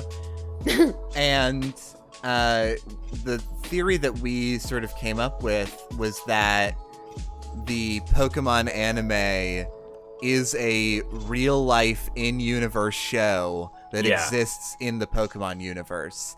Oh, okay. That is like a seen as like a children's show. That like is meant to teach people about Pokemon. Teach I like kids that. about Pokemon. Also another thing that's linking electricity is like Pikachu need electricity. Electricity is going to be in human society the most, and that also is why they have to be so cute and endearing. Is because if they want to get near humans, they have to be well liked. Right. So Pikachu saw humans, and this is also why Pikachu is one of the most well-known Pokemon, because Pikachu saw humans and saw an opportunity. Like they were Yeah. like, these things can be useful. Let's get close to them. Okay, yeah, and yes, Cappy, the famous Pikachu would be the actor of Ash's Pikachu. Yes, absolutely. And actually, I want to go ahead and throw it down, like, you know, in a similar way, you know, jumping off of Amy's the rat theory. You know, in a similar way, like Mawile is a Pikachu's domesticated themselves like cats. Yes. Exactly. Yeah. Yes. In that, like, Mawile is like a biological Pokemon that you know used dream energy to like become two Pokemon in one. Pikachu, or the rat, the rat is a biological Pokemon who is an electrical pest. But then, like, was, like, getting chased off a lot, before being a pest, and, like, was being put in danger by humans. So, it like, took that dream energy and was like, I wish I was cuter and more beloved and more famous. And that turned the rat into Pikachu, which is like, Right, and also, it didn't happen at first. The rat kept trying things and was like, do you like this? Do you like this? Do you? And eventually humans warmed up to it. And this actually brings me back to the Mimikyu, because I think that the Mimikyu is spiteful of Pikachu. It is still the rat, or some like impulse the rat left behind. Like, I wasn't able to get what you have, which is why it mimics Pikachu. Yes. So what you're saying here? First off, I have two things. One, I love that Mimikyu is the rat. Mimikyu, or is like the leftover dream energy of what Pikachu used to be, and it like puts somewhere in Pikachu. It's harbored like this, like what I used to be, and like still kind of feels ashamed of that or whatever. That shame, that part that got left behind, I guess. Like that's. Or I guess the other rats that didn't evolutionize right or become cute the right way. Like that's what. But they're angry. They're angry and jealous. I want to go ahead and put, like, I don't want to say that Mimikyu is Pikachu's shame, or that it is like the actual, like, leftover biological rats. Rather, I think that in the dream event that created this new Pikachu, the Mimikyu was the karmatic balance of that, and it also created Mimikyu. And so that's more what I meant. Mimikyu wears the shroud to sort of like call attention to that. And it is sort of like it's a ghost, not in the way that it is like a literal dead thing, but it is a ghost in that it is the haunted version of previous Pikachu. Yes.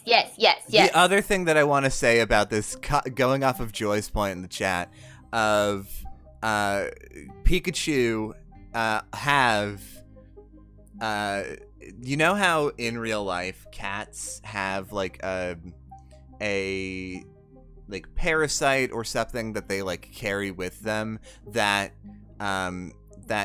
they infect rats with to make them more willing to like go into their trap, and their science says that like there have been like scientific research about like how the same thing can affect humans and make them more like cats more. And so the theory goes that if you get a cat, you can like become more enamored with cats and then get more cats. I think the Pikachu has the same thing. Of there is a like either an actual like parasite that lives on Pikachu, or something that manifests as part of the dream energy. Probably like their static electricity gives off. Like exposure to Pikachu makes you more likely to accept Pikachu's presence. Yes. This is, I'm gonna say, the coolest theory. You think this is the coolest theory? This is the coolest theory we've come up with so far. You think this is the coolest theory we've come up I with so far? don't agree. Yeah, well, fuck you. I think it's really cool. Also, well, first off, we should put Mimikyu on this chart as well, and we also have to tackle Snorlax. We haven't even touched Snorlax yet. Snorlax is next. We got to put Mimikyu on the list because Mimikyu being the old version of the rat. Cappy are bringing up an interesting point of there's a lot of Pikachu clone type Pokemon, and Cappy says that they could be like failed attempts of the rat. I like that. I also like the idea that they are things like Dedenne right here. Dedenne, yeah. Yeah, and the one right next to Mimikyu too, and Pachirisu. And, right. Emolga. Yeah, is that like that they became so prevalent, these variations became so prevalent because that parasite that Pikachu carries influenced Pikachu to spread all over the world, and basically Pikachu flooded the earth because of the result of this dream that it made. Right, because humans had already flooded the earth. Right. So and they piggybacked off of that. Right. Yeah. So I think that the reason why there are so many variations is just because there's so many Pikachu that went all over the place. Yeah. Yeah. And as we said, they didn't land on Pikachu first necessarily. Yeah. So Sure. Pikachu I wouldn't was just say the they're most failed. universally. Yeah, Right. I wouldn't say they're failed versions, but they certainly weren't as successful as Pikachu. Right. Yeah. So we need to decide where Pikachu goes, and we need to decide where the rat goes. Well, The rat's gotta be on the side of horseshit. I mean, Well, it's okay, not full, actually, it's I would not want full you to horseshit. read. Yeah, I would want you to read some of the Pokédex entries for Mimikyu because it does talk about an intense hatred for Pikachu. No, that's full it. I mean, you only have to look at it to be it's obvious. It's making fun of Pikachu. Right. It exists. Mimikyu exists to haunt Pikachu. Haunt the idea of Pikachu. Sully the name of Pikachu. Right. And because Pikachu is vain, and Right. Mimikyu hates it. right. And underneath the shroud is, The rat. maybe not necessarily literally the rat, but the idea of the rat. It is born of the rat. Here, let me rephrase. I'll put it in chat for you, Jupiter. Okay, cool.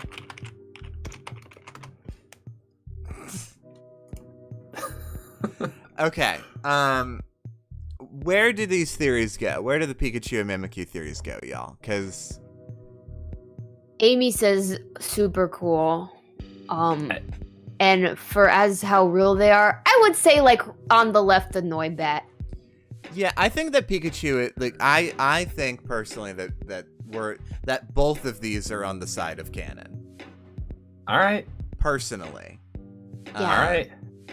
But I'm curious to see what folks in chat have to say, because I think that Mimikyu, and I really appreciate you coming up with that term of the karmatic balance, because that's more what I was going for. And I think with that spin, it is more on the side of cool than not cool. I really love that it is the impulse kind of split in two directions. yeah. I would go ahead and say that we could maybe just go ahead and tie Mimikyu and Pikachu together in their placement. Yeah. I would agree with that. So, I mean, I don't know. Do we want to go middle of cool canon?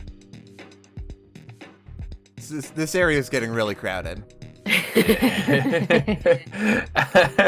Cool. This is really just a horseshit way to describe domesticating animals, to be honest, says Wickerbot. Yes, but also there's magic involved. There's magic involved. It'd be the thing for me that pulls it further to the right is that we insist on this entity called the rat, which I am on board with, but I don't know that it's canon. Okay, all right. Here. You're right. You're right. The rat I'm- is a little. I'm gonna do you a favor, Joe. Thank you. Right in the center. Right in the center. Thank you so much for putting Pikachu's little face there. Yeah, Pikachu is just gonna poke out there. P. Pika. Oh. Yeah, I do want to say that the Pikachu variants, like Dedenne and all those, I think I definitely like agree that they are. I don't think that they are magical. I don't think that they are necessarily offshoots of the Dream event. I think that they are just like biological breeding variants, just regular evolution. It's like how there's different kinds of dogs. Right.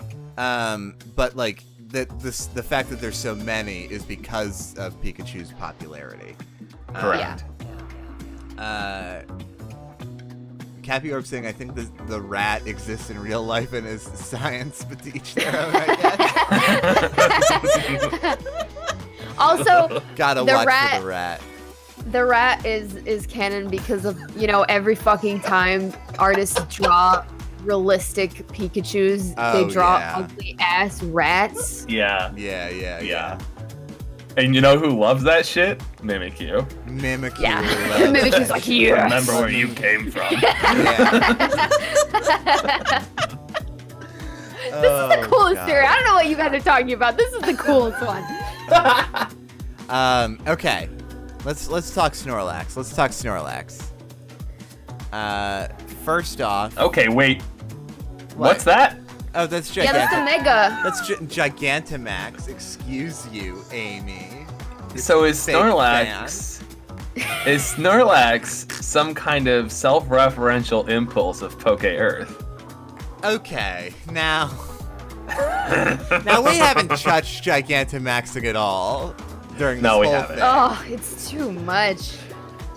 Here's the problem with Gigantamaxing, is that here's the thing. I think the Gigantamaxing and Mega Evolution are both painful Human and things. immoral. I think they're both Yeah. painful and immoral to the Pokemon that they're done on. I think they're not natural and they're like inventions. Right. They are like Megas and Gigantamax Pokemon are like humans channeling the dream energy or using the dream energy and mixing them with Pokemon to create like their fantasized idea of what that Pokemon is. Okay, I'm resistant to that because I hate it and it makes me sad, but also I think it opens up the theories that we've been talking about do show a lens of humanity in crisis on Poke Earth. Yeah. In the same way that we are here, not as bad because it's Pokemon and everything's cute, but that tracks with Mega Cosmos or whatever the fuck it's called, and there are things happening in the world right now where humans and Pokemon are mostly in harmony, but humans are starting to push the boundaries, if unintentionally, into some conflict. Wickerbot are asking a very important question. Does this mean that humans can use dream energy on each other? I mean, I think that I don't think it's like necessarily impossible, but I think the reason why Gigantamaxing works and Mega Evolution is because it's channeled through like the crystals. Right. Like it's like humans using a force from space to channel something that they couldn't otherwise do. Yeah. The humans of this world do not know what dream energy is. We are smarter than everyone in Pokemon because we know about the truth of Arceus and Mew and the Poke Earth. But Oh boy. Team Rocket knows how to use this stuff, but they don't know what it is yet. Yeah. Cappy Orb asking, don't Pokemon sometimes naturally Gigantamax in the wild? I don't know, but I don't think. I don't know. I don't think so, but maybe there is evidence of that I'm not aware of. They do in the anime. Well, as we've discussed, the anime is an in-universe show. That it's like Poke propaganda. Yeah. Yeah. I mean, again, even the people making that show might think that it happens in the wild. Right. but it doesn't. But it doesn't, and it never did. It never did before Swish. Because here's the fucking problem as well, is that, like, again, in Galar, Macrocosmo is the only fucking company that exists. Everything that goes through Galar goes through Macrocosmo, and they are the ones in control of Gigantamaxing. So I just don't think. I think that it's Poke propaganda, personally. Right. Capiorb asking, did Lucamine, I guess spoilers for the end of fucking Pokemon Sun and Moon, but did Lucamine use dream energy on herself to fuse with the jellyfish? Fucking God, we haven't even. How do we even discuss Ultra Beasts? We're gonna have to talk about Ultra Beasts. We can't end this stream I don't even know what Ultra Beasts are. Yeah, I don't know what any of this is. You don't know about? How do you not know? That's fair. It's fair. I never beat Sun and Moon. We're gonna. Have is that like the blue Charizard? Is that Ultra Beasts? What? What do you mean blue Charizard? The blue Charizard. What are you talking? What are you talking about? No, yeah, there's one. No, Ultra Beasts are creatures from another dimension. Oh. Yeah, there's the Ultra. They come through Ultra wormholes, and are Pokemon from another dimension. I do want to address this too. Like Mark says, where do you think Den Pokemon come from? The going back to the Gigantamax in the wild. They fell in a hole. And yeah, but yes, though, actually, like these are experiments from Macrocosmos that have been released because they didn't want to deal with them anymore. Or, this is something, the whole thing with Macrocosmos is that they are polluting Galar. So it could even be just like shit getting into the water or whatever. Yeah. Making Gigantamax viable in the wild. Not naturally, not good, but in the wild, nonetheless. I think that, like, to be honest, I don't know enough about the dens to speak quantifiably. Like the whole thing with Gigantamaxing, I'm not 100% certain on. But I will say that I don't think that it's necessarily fair to say that every single game mechanic is canon. Like for example, being able to catch legendary Pokemon is just for the benefit of the players. I don't think that no one in the actual universe of Pokemon has ever caught a legendary Pokemon. With the exception of, I guess,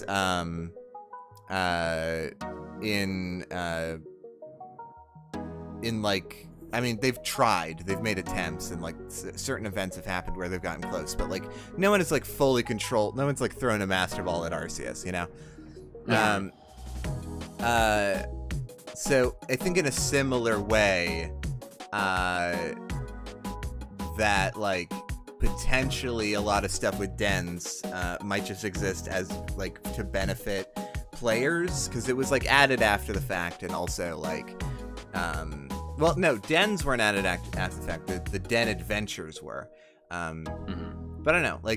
It's possible that dens aren't technically canon, but where's the line, right? How do you blur that line? I don't know. But essentially, yeah, Wickerbotter, a Gigantamax Pokemon is in my mind at least like Shin Godzilla, or end of Akira, Giga Bowser. Bowser. Absolutely. Speaking of Giga Bowser, let's talk about Snorlax. He's green. Just like Giga Bowser. I'm seeing some interesting coincidences. Fire. Yeah. Let's see. It will eat anything, even if the food happens to be a little moldy. It never gets an upset stomach. Okay. Sounds like it's Billy Goat energy. Yeah. What sounds like its crime may actually be its snores or rumblings from its hungry belly. Its stomach's digestive juices can dissolve any kind of poison and even eat things off the ground. Okay. Hey, I've already got an idea. Same. I've already Sounds got like me. I've got an idea. I've already got an idea. Yeah. Okay. So I think my idea is that Snorlax is a Pokemon of the dream, not biological at all. Okay. And here's my thinking on it, is that Snorlax is a Pokemon that was created as sort of like the janitors of the earth. They want they exist to eat and digest and nullify pollution and littering, and they eat good food too, but like, they they also eat Garbodor. They might eat a Garbodor. You don't know. They just eat anything. This makes me kind of wonder, doesn't Snorlax have a baby evolution before it? Yeah, Munchlax. So I wonder what the Pokédex entry for that is. Like, because, okay, here's my theory, like, hopping off of yours, is like, Snorlax wasn't meant to be that big, but because of all the littering and stuff that humans did, that's why it has to sleep so long, and that's why it's so big. Sure. Right. It's tired from cleaning. Its stomach is set... it eated so much it got sweepy and big. Right. Yeah, I do want to talk about what Wickerbotter and Caviorb are saying in the chat. I do want to also acknowledge this really quick. Its stomach is said to be incredibly strong. Even Muck's poison is nothing more than a hint of spice on Snorlax's tongue. Yeah, Muck came to mind too when we were talking about eating poisons. And Muck is like very clearly a product of human intervention. Yeah. Muck exists because of human pollution, and Snorlax is the answer to that. Right. But Wickerbotter and Capiorb saying, Snorlax is the most powerful source of dream energy since they sleep so much and dream big. And Capiorb saying, maybe Snorlax is always sleeping to channel dream energy. And I think that that's actually a not a bad idea of like, not only are Snorlax like the janitors of the earth, they are also the communication network by which dreams pass to each other. So here's what I'm saying, is that a sleeping Snorlax is like a node for dream energy, and dream energy can like channel and like travel within range, and it like sort of like the internet, it communicates through these different nodes of sleeping Snorlaxes. And Masharnas as well, although we aren't mentioning them right now. But I think that Snorlaxes and Masharnas are like very similar in that they like help dream energy travel.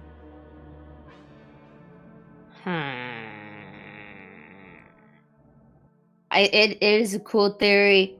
I don't know if I believe it too much though, just because I don't know. It seems from other Pokemon, like once dream energy is in a Pokemon, like it's there and it's complete. Well, I think something that we should clarify and that will help us is that we've been talking about it as though it's dream energy in the same way, like an Arceus Pokemon, but I've been thinking of it as more of a primal Pokemon. I joked about that at first because of the Gigantamax thing, but it really is like the Earth saying, yo, shit's busted up there. I wanna clean it up. It's time for spring cleaning. Time to make a bunch of little funny little guys who are gonna go around and eat. And then they had to eat so much that they got big and sleepy. Now, I don't agree. Maybe the argument could be made, because if we're like talking about our previously established canon, maybe Snorlax could have been created from like Jiraiya's wish energy of the earth making a wish. But the lack of urgency with Snorlax doesn't make me feel that like it's like that much passion. Right. I actually think the fact that it can eat poison is coincidental. I think it is gluttony incarnate. And if we're going in on the dream energy side of thing, and its utility of cleaning is not as important to its existence, then like it is just the desire to eat and consume, and it doesn't matter what it is. It can be poison, it can be moldy, it can be on the ground. I don't know. To be honest, I want to agree with that, but like also if it was glutton incarnate, wouldn't it have been evolved better to actually eat more? Because like it's so exhausted from eating all the time. Like its body isn't built for it. I mean, it says that it eats nearly 900 pounds of food every day, but I gotta. But like to be fair, also I that feels maybe about right with how big it is. Like I don't know. Again, with how inactive Snorlax is as a Pokemon, I don't like if it was like if the Pokedex entry said that it like breaks into people's houses to steal their food and eat that, then I feel like there would be, merit to that. But the fact that it can just But I think that's what Munchlax Munchlax is, right? Well, let's find out. But I don't think that's true. But let's look at it. Let's look at Munchlax. Let's get some clarification because I think we need more information. Post Thanksgiving dinner. I'll be right back again. I gotta go. Okay. Let's see. It wolfs down its weight in food once a day, swallowing food whole with almost no chewing. It hides food under its long body hair. However, it forgets it has all the hidden food. That's very cute. That's just very fun.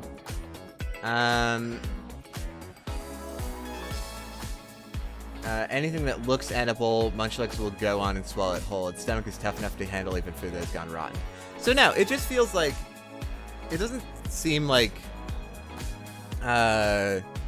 Munchlax is any more active about trying to eat stuff than Snorlax is. Mm-hmm. It's just like it walks around more maybe, but it's just, it's not even eating as much as Snorlax does. Yeah. So I don't know. I'm still on, and also look at him. Look at him.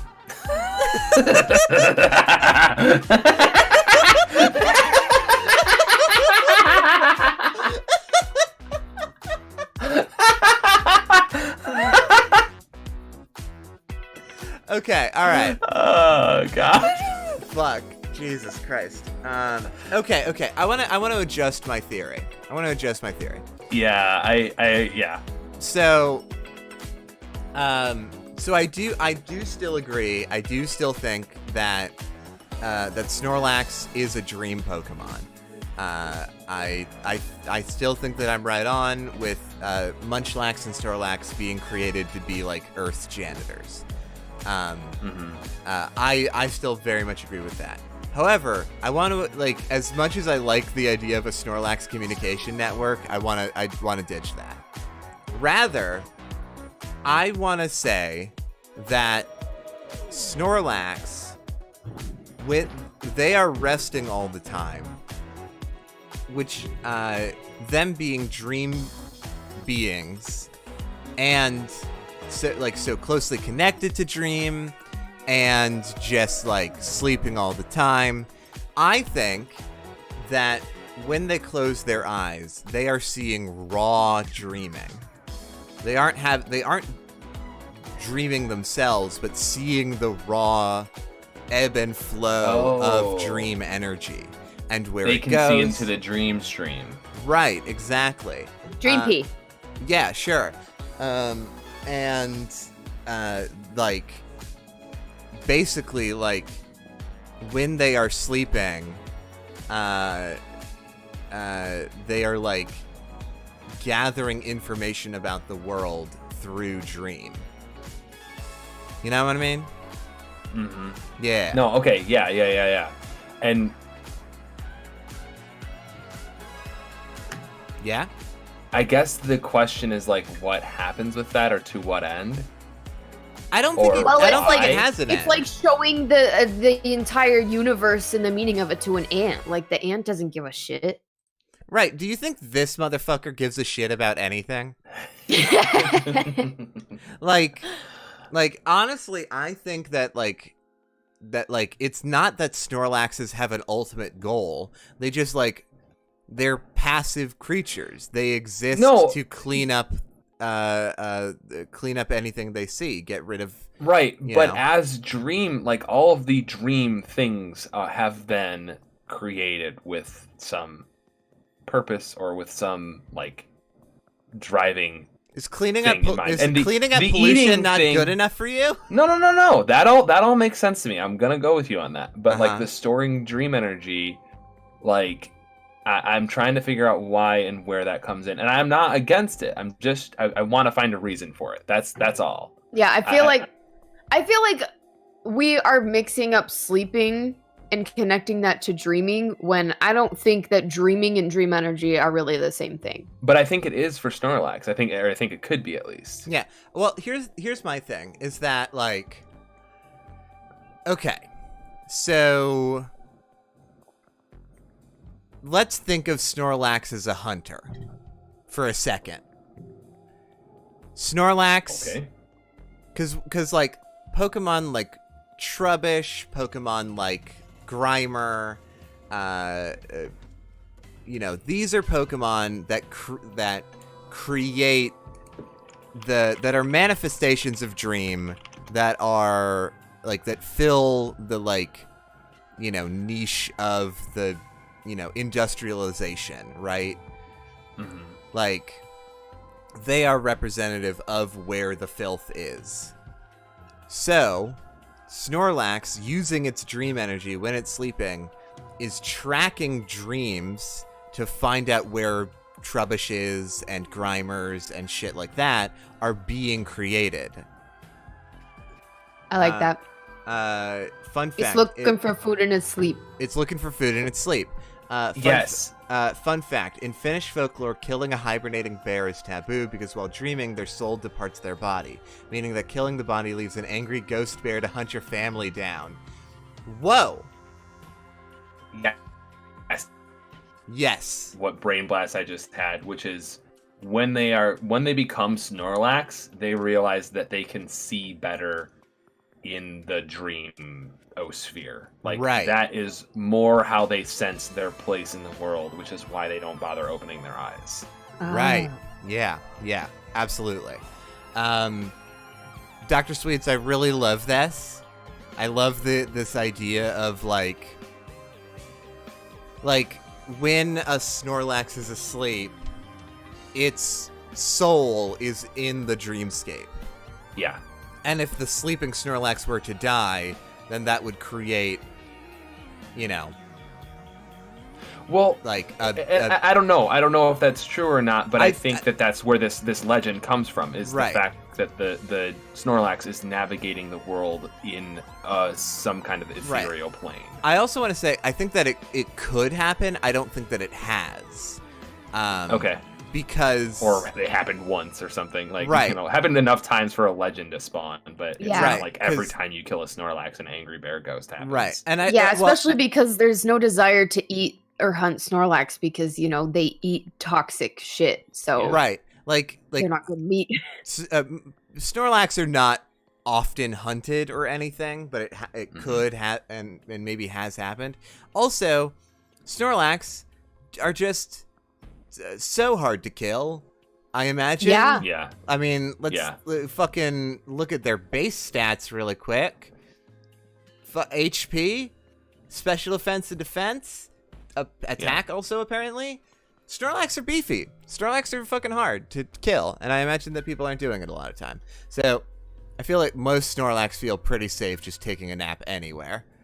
Also, Okay. Snorlax is the Pokemon of love because their number is 143. What? And their Pokemon number is 143, and 143 means I love you. I have never heard that, but I do love it. Mhm. Okay. Where does Snorlax go? Okay, because of all the dream energy stuff, I'm gonna say it's gonna be more on the right side. I agree. I'll agree with that. I agree. It's closer to horseshit. Where Is it cool? is it cool though? It's not that cool. It's averagely cool. Wicker Potter is saying cool is really cool horseshit. Wicker Potter is saying it's cool. Who So- else thinks it's cool? Anybody else think it's cool? I'm It's like, friend-shaped. But we're not talking about the coolness of the Pokemon. We're talking about the coolness of the theory. right. Like that's something we got to keep in mind. You know, like for example, I think that Quillfish, despite it all, is a cool Pokemon. Yeah, it's got a little ghost. Oh, in I its hate it. tail, Yeah, and that rules. yeah. But as a theory, not very cool. I think as a Pokemon, well, now that I know everything okay, about Klefki, let's look at but- Binacle. Let's look at Binacle. Let's look at Binacle. yeah, there's different right there. Right, yeah. There's your metric. Not super cool. Not super cool, but a very cool theory. I think that we did make it a little bit cooler once we nailed down the dream stuff. It was a tough road, but I do think it is pretty cool. All right, I missed those B. I think Those last few minutes kind of dragged Snorlax further up and further right. yeah. I think I'm okay with Snorlax's placement, like right about there. That seems good to me. It seems Okay. alright to me. Yeah, he's cool. Snorlax is cool. Okay, let's get another. What was the one that's like there was a Pokemon for truth and then a Pokemon Oh, for... Oh, right. Reshiram and Zekrom. Reshiram and Zekrom. Should we do that now? We haven't done I a think legendary in so. a while. Yeah, I we think it's haven't done a time. legendary. Okay, sure. Legendary. We can do a legendary. I think. What type of Pokemon is a Milkfoot? I don't What? know, maybe what? What? What type? Legendary. Yeah. That's funny. All right, so that's been the stream, everyone. You know, so thank you so much for Thank joining you so us much for today. coming. We were thinking about doing another one, but after that, yeah. I just think- like I don't know if we can go on anymore. I don't know. Well, I think I might have to delete the whole channel at this point. Like, okay, I'm all here. right. I'll be here all week, except only today. Well, the week sort of ends today, if you think about it. Merrick says hubris. Oh God! All right. Let's. I'm looking up Reshiram and Zekrom, and no one can stop me now. Yeah, please. I need a refresher on these little guys. Okay. Let's. These little guys that are like 20 feet tall. Yeah. How tall are they? They're only 10 feet tall, which is honestly Okay. less tall than I was expecting. Well, if you stack them one on top of the other. Right. Yeah. Let's see. This Pokemon, this is Reshiram. This Pokemon appears in the legends. It sends flames into the air from its tail, burning up everything around him. Are we gonna do Kyurem as well? Who dat? It's the third one. There's a third one? Yeah, Yeah. I also forgot to put up the decks on the stream, so that's good Yeah. on me. Let's Kyurem is gray, right? let's go ahead and put Kyurem on the board as well. I don't know jack shit about Kyurem, to be honest. They're just all going to be one on It's top a of the other. doctor. Yeah, I've passed it also. Do you Kyurem. get it? Gotcha. I got it. No, do you get the joke? No, I didn't hear it. I haven't been listening. Kyurem. Okay, got it. Kyurem is a doctor. Oh, I hear it. I get that. I understand. I hear it. No, I hear it. So it's what if Reshiram and Zekrom are truth and ideals, then what's Kyurem? doctor. Well, so Dr. Sweets is pointing out that the lore is that the three of these used to all be one dragon, and then they got split up into three. Ooh, that's Okay. cool. And I also know that Kyurem in Black and White 2 can combine itself with Zekrom and Reshiram. Let Okay. me Does it bring look different? it. Yeah, it looks different. Let me bring it up. I have to let my girl in. Okay. Oh wait, she's opening the door on her own. Okay. She's so Okay, so it confused with Kyurem. First off, this is Kyurem. So it confused Reshiram confuse and become white Kyurem. Wow. Whoa, that's so cool. I had no idea this shit is a And then- thing that happened. And then Ah. the other one. That guy wants to punch. Yeah. That looks like a queen bee. Oh yeah, kind of. Yeah. Reshiram is truth. Zekrom is ideals. Kirim is hey, I'm a big fucking dragon. Yeah. Oh Yeah. god, yeah. This is cool. Okay, so we've got a lot to sort of get into here. Starting off, and I think probably because they used to be one dragon, in terms of where they go on the theory, they're probably going to go together. Yeah, definitely. Okay, so this legendary Pokemon can scorch the world with fire. It helps those who want to build a world of truth.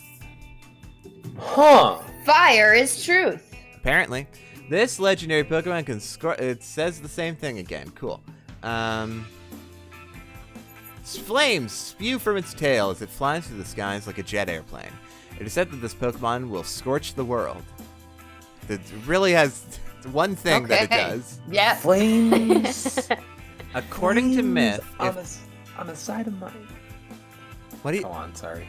Sorry, no, you go ahead. I want to hear I what you're was saying. quoting Mrs. White from Clue. Okay. I'm over it now.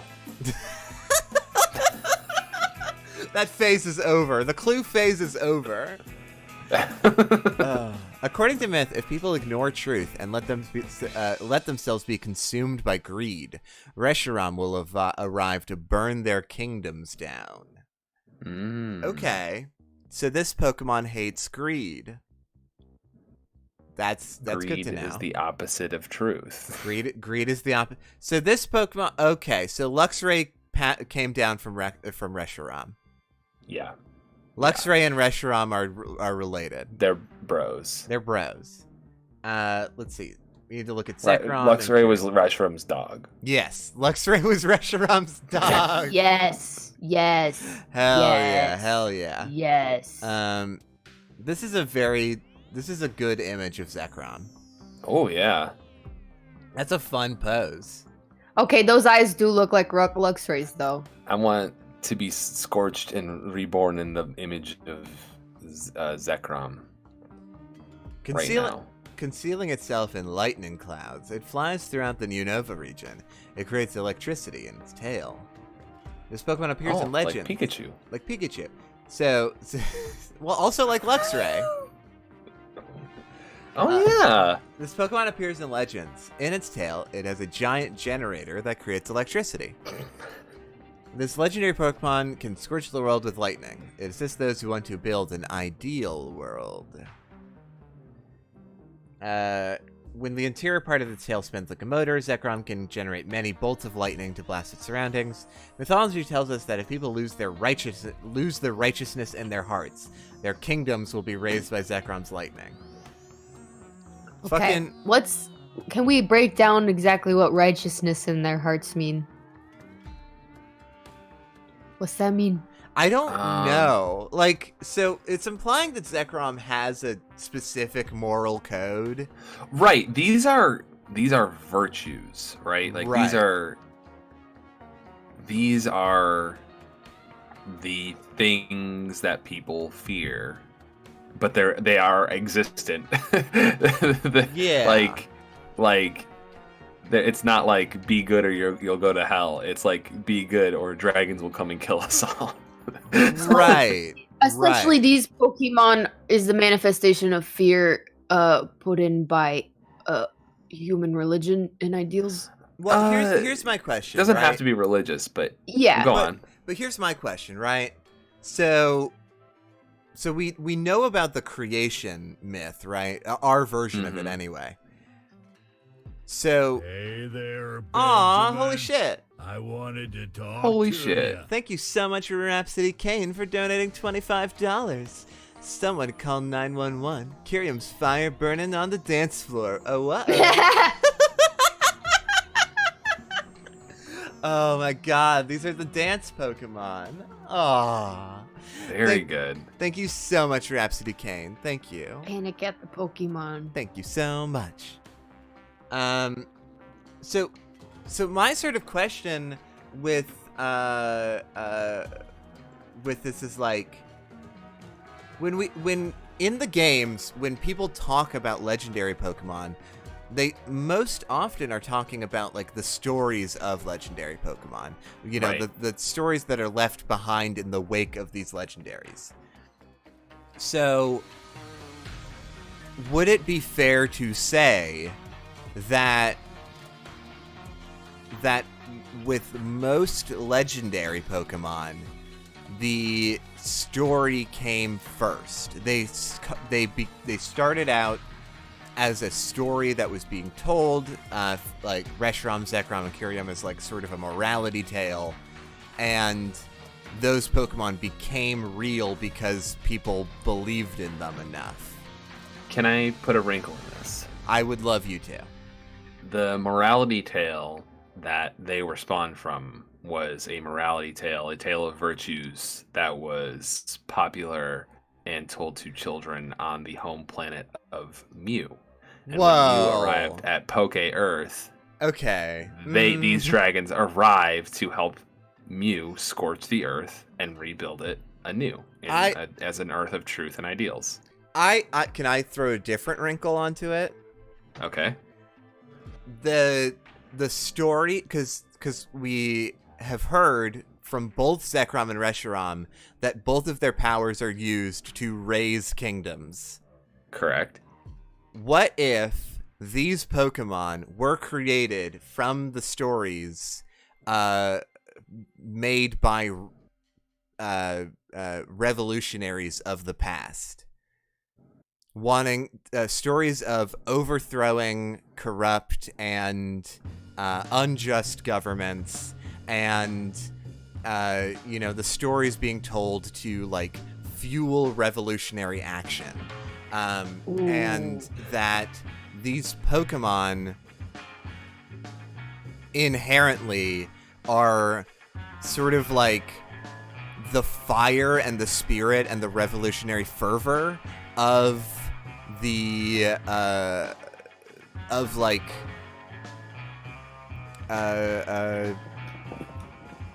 fucking in-universe fucking anarchists, you know? Like, and Capior makes a good point here. Are there any kingdoms left in Pokeworld? What sort of governments do we see usually? Not really. I don't think they have any kingdoms anymore. Because what we sort of see in Pokemon a lot of the time is a sort of more like less structured, socialized system, right? In the very least that we see, like, healthcare is socialized, and like towns have more individual identity than like a core regional identity usually. So like we can sort of assume that the Pokemon world is at least partially socialist generally. Yeah. And so I guess the implication is that the revolutionaries won. Well, I wanna try a different wrinkle. We can go back to this because I like it if you want. But I think it's not about revolutionaries overcoming kingdoms or whatever because there are two and they balance each other. And There I think are three. I think. Well, yeah, but I'm looking at Reshiram and Zekrom specifically right now, and I think Kyurem is a wrinkle of its own. Well, we haven't even looked at Kyurem. We haven't even looked at Kyurem yet, but if we're looking at Reshiram and Zekrom, I'm thinking that this is the morality tale, the tale of virtues or whatever, and it is about two kingdoms that were warring, that were on even footing, and they both saw the evil of the other, I just don't think that theory can exist when Kyurem exists, to be fair. Like the idea of these like existing, unless Kyurem is meant to represent like what came after those two kingdoms fell. That is exactly where I was going with it. Like, yeah, Kyurem does sort of look like a husk or a shell. I'm saying these two kingdoms saw so much what was evil in the other, And that's why these guys are focused on destruction. Like, yes, they talk about rebuilding the world in some perfect image or whatever, but mostly it's about scorching the earth, raising towns, whatever. And neither of them saw their own hypocrisy, which is why they fell, because they were both so focused on the other's evil. These are just powerful destructive forces without the balance of Kyrian. So Dr. Sweet's bringing in some lore here that I think is important. In Canyon, Kyrian split into these two because the kingdom was split when two princes fighting each other. So the implication is that it's kind of the opposite in that it wasn't two kingdoms fighting each other. It was one kingdom that fell apart. Right. The division is what caused it to destroy itself. Right. So let's read the Kyrian entries. Okay. It generates a powerful freezing energy inside itself, but its body became frozen when the energy leaked out.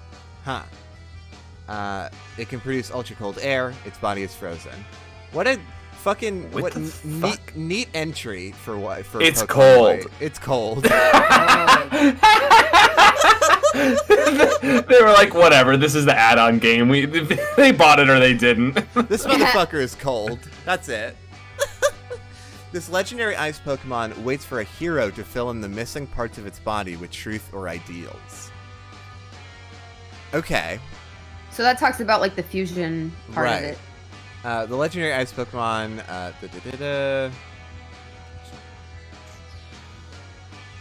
dealing within its power, or dwelling within it is a power even greater than that of Reshiram or Zekrom, but the extreme cold keeps that power bound.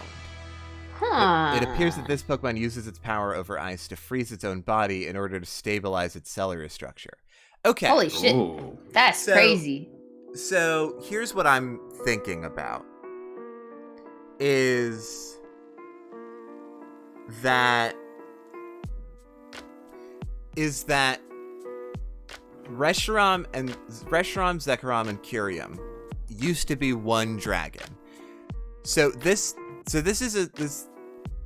we'll go with that little canon bit of like this kingdom, this unified kingdom, split apart. I think that we could make theories about why. I think that something that you're sort of like hitting on, Joe, is that you're right. Zekrom and Reshiram sort of only represent the destruction part of it. And Kyrian is the rebuilding part. Because what it's waiting for, what Kyrian is waiting for, Kyrian is weak right now. It is weaker than it should be. And if we're talking about Reshiram and Zekrom representing different ideals and versions of what society should be like, then Kyrian, I don't know. Ooh. I think it is interesting. Yeah, no, because you talk about it being the rebuilding and the stabilization, which I think is important because Kyrian does use its power to stabilize itself, whereas Reshiram and Zekrom are hellbent on destruction because it's what they know. Kyrian is trying actively at all times to avoid destruction. Yeah. Mm-hmm. And I do like the bit about how, if it combines with one of them, it becomes ultra super powerful, but also it sounds like, ultra super powerful with destruction. It can still cause a lot of damage and destruction, but it doesn't say anything about combining all three of them back together. Yeah. And also I do want to think that again, these Pokemon are, it's important to remember that these Pokemon are Pokemon that exist because of the story that exists. The story came first. So these aren't literally representative of this kingdom, but but that like these Pokemon were created from the story of this. Here's the thing I think we've been struggling with, is that these 3 dragons were created based off of the mythologized version of this ancient revolution that destroyed this kingdom. And the actual story about what happened is maybe less important than the reality of like this. You could almost call it like a sort of trauma of the region of like this massive war broke out between, you know, that ravaged this region, and these Pokemon are the like husks of what came before.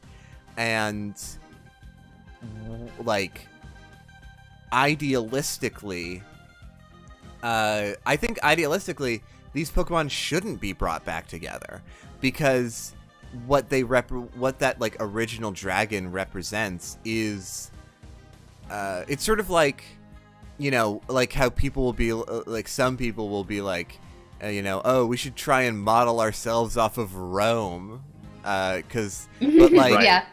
but like the mythologized idea of like Rome as this powerful entity, this powerful nation, is like not representative of the act, because like no one can fully know what it was actually like living in Rome, which would have been terrible for sure.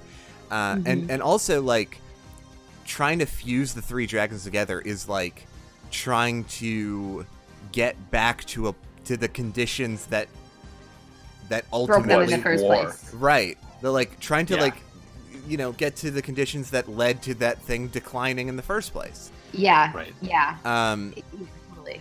And I think that like Kyurem, like, I don't know, Kyurem maybe stays hidden because it's the part of this dragon that knows that it's wrong. Right. Yeah. Right. Yes, exactly. Yeah. Exactly. This is cool. The unified triple dragon is a symbol of political conservatism in the region. I mean, I'm basically saying that. Yeah, I'm basically saying that, aren't I? I do really love how we all agree though that like these dragons, the black and white, are so, you know, they have these idealized virtues, but like they're both bullshit because they're literally, oh my gosh, yeah, it's literally black and white. Like they see the world as black and white. You're either perfect or terrible. And what does righteousness mean? What does fucking truth mean? What does that mean in like the reality of this world? What do you you're like representative of like a catchphrase. Yeah, and this is what's so busted about it, is that like this story exists to teach people that things are not black and white, and these kingdoms were felled, you know, in this story because of the dragons that came. Right. And now people like Team Rocket or whatever, and then by proxy the protagonists of Black and White find these legendary Pokemon and fuse them for more power. Trying to remember like the name these of the team. Team Plasma. It's Team Plasma, isn't it? Team Plasma. Yeah. They want to fuse these Pokemon to have more power, which is going to create a destructive force, even though they exist as an impulse to resist that destructive force. Right. Yeah. Like White Kyurem and Black Kyurem are like them trying to like fuse the reality, the like pure Kyurem, which is like representative of like the fact that the world isn't black and white, it's in gray. Yes. And making and like forcing the fusion of White Kyurem and Black Kyurem is to be like, no, actually this is like, it's appropriating the stories of the past to fit whatever narrative you want. Yeah. And makes it more powerful, which is a bad thing. Right. Yeah. Exactly. Because it's already trying to contain its power to resist destruction. Yeah. Damn. Fuck yeah. It took us a lot of work, but I'm really happy with where we landed. Yeah, honestly, to save space, you probably could just leave Kirim there instead of all three of them. I mean, sure. I could do that. Here's what I'm gonna do. I'm gonna Just stack them. Stack But them we'll on top know. of each other. We'll know. Okay. First off, what do y'all in chat think of this theory? I think it's super cool, and I think it's pretty damn close to canon. I think it's really. I think it is on the canon side. I think it might be on the canon side. I want to hear from Joy specifically because Gen 5 is her favorite Pokemon games. I like what Dr. Sweet says. You know these are well-designed dragons when this theory arrives at basically the same place as the game's actual plot. Fair enough. Oh goodness. Yeah, I think we can put these at pretty close to canon. For someone who's played, because I haven't, you get black Kyrium or white Kyrium. Does the plot of the game end with them unfusing it? Or I believe so, but I'm not actually. Oh. Well, I'm not sure. Here's the thing: I'm not sure. And also black. It's like the fusions are in black 2 and white 2 in the sequels. Here's my problem: is that I never played. I never finished Black and White, and never played. Yeah, me too. Never played Black and White 2. Black and White has one of the best actual stories of a Pokemon. Yeah, I've heard that a lot. I've heard. Yeah, I want to give it another shot because, like, I feel like when I was a kid, I just got really frustrated with it because, like, I don't know, because like it wasn't what I thought that I wanted, but I want to give it another shot, especially like as someone who I am now, who like really like appreciates Gen 5 from an outside perspective. I want to give it another go. Fusing them was the villain's plan. Okay. Yes. I think I knew that maybe. All right. I'm gonna put. How do we feel about just there? I approve. Yeah. Well, hold on. Yeah. Is it like super canon? I think it's super canon. I mean, we basically got the plot. It's canon if you accept the premise that dream energy. Here's the thing. I feel like based off of the presence of dream energy, it has to be slightly less than canon. Yeah, that's what I'm thinking. We're talking about them as an impulse and a response to lore. Yeah. I think that like right there in between Doublade and Luxray, I think is good. Also, this corner is so crowded. This corner is a mess. Maybe we should be worse at making theories. We need ever think about that? We need to make theories that are not cool and absolute horseshit. Let's do some lightning rounds. Let's set a little timer for ourselves because that's how we came up with Ekans down there in the corner. Okay. It's very quick and dirty. Yeah, let's do fucking Kakuna right now. Kakuna? Kakuna's just sitting there looking at me. You just want to bring up Kakuna onto the plate? I want Kakuna here. Kakuna's on pilot mode while it's in the cocoon. It doesn't have any thoughts. It's all pre-programmed. Yes. Okay. Yeah. Actually, I love that.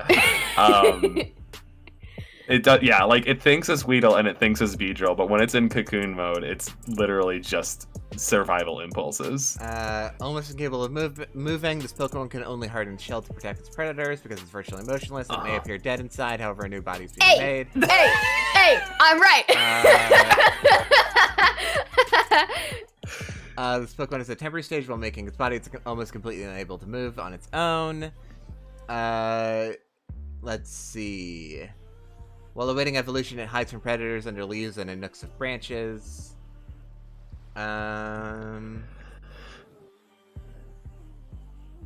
Able to move only slightly. When endangered, it may stick out its stingers and poison its enemies. Oh, so it's learning. It doesn't mean that it thinks, but like that's like it can be a reaction.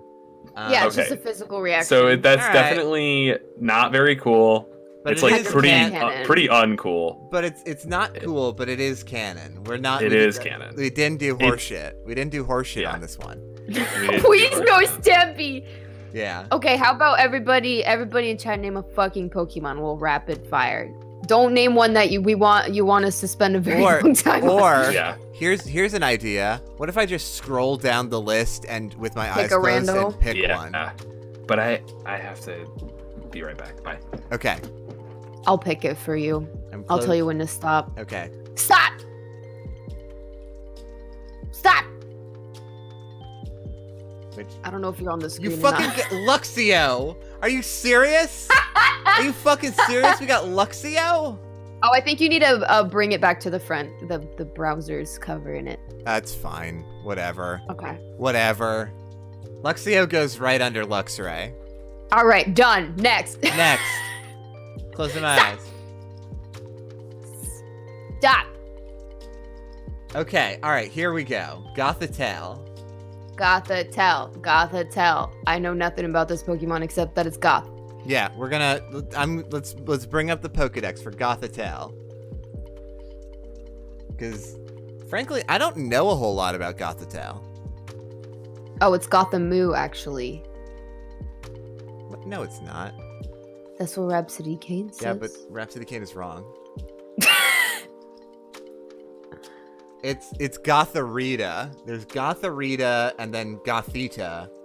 And Gothitelle is the final form. I see. It's not Gothamoo. I don't know where that came from.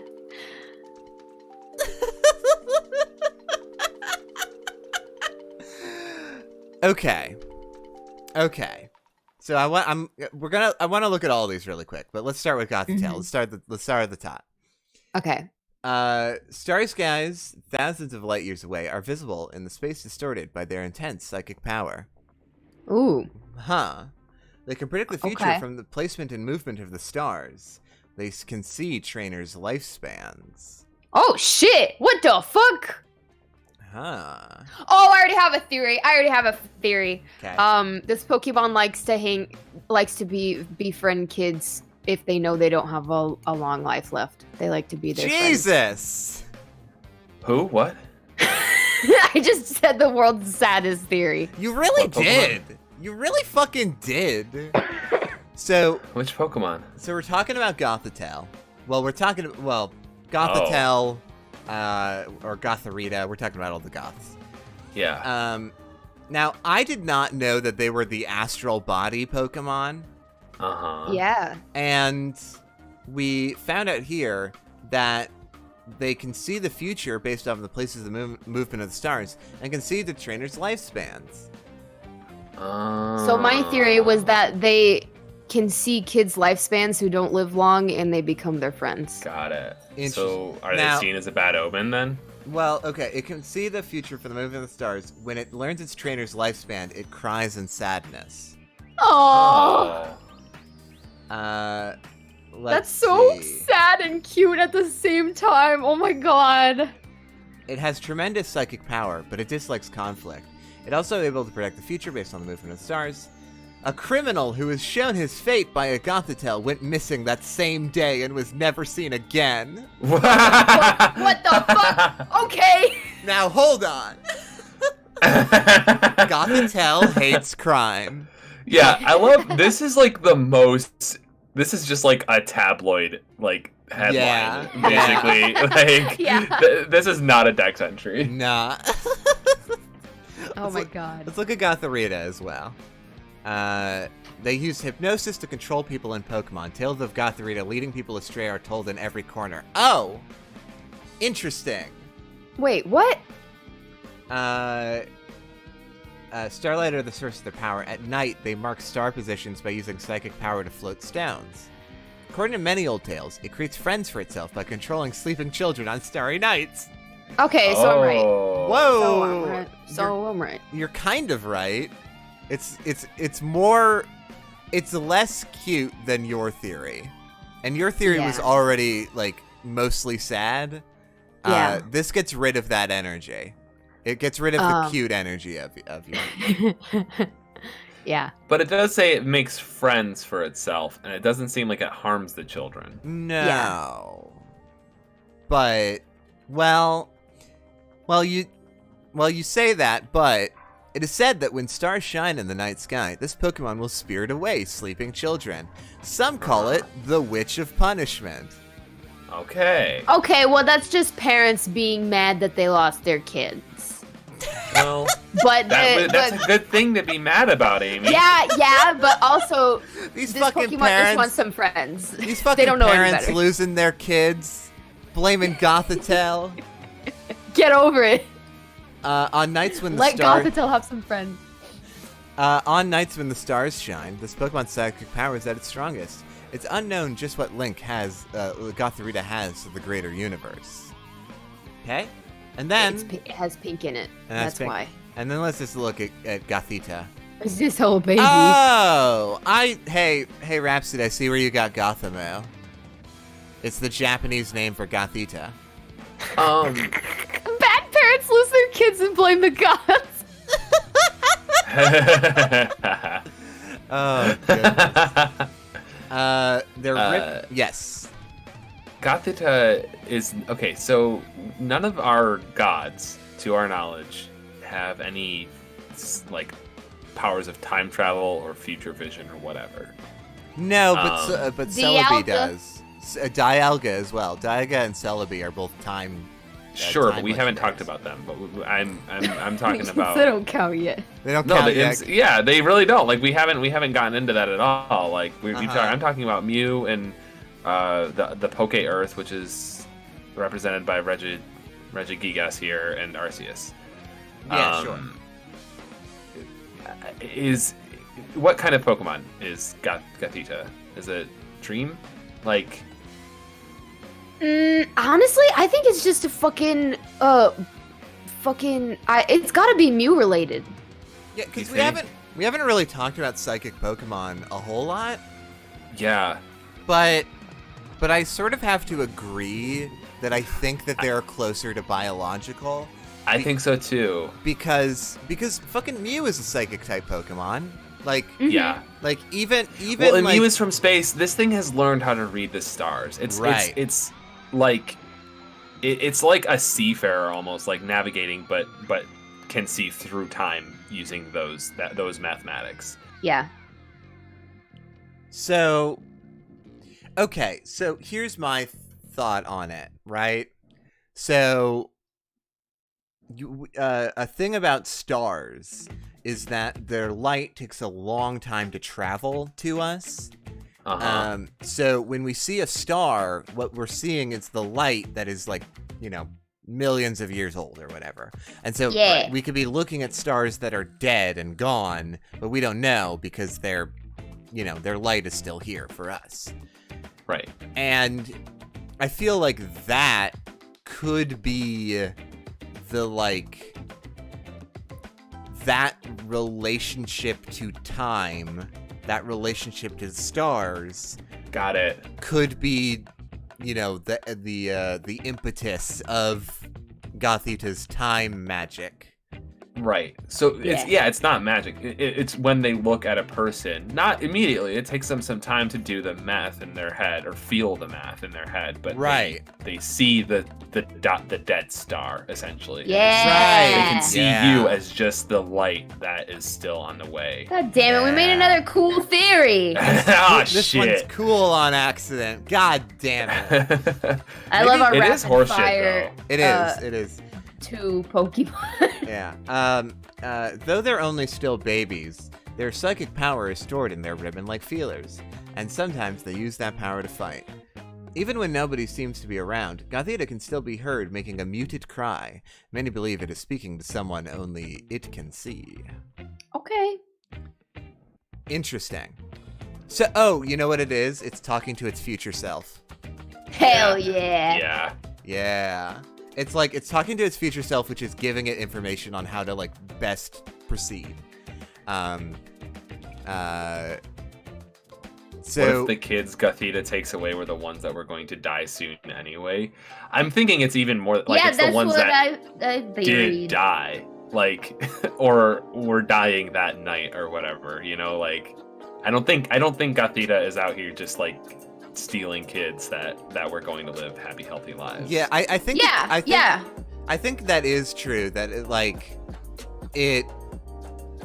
it does, like, you know. Ooh. Okay, I have two ideas. One, it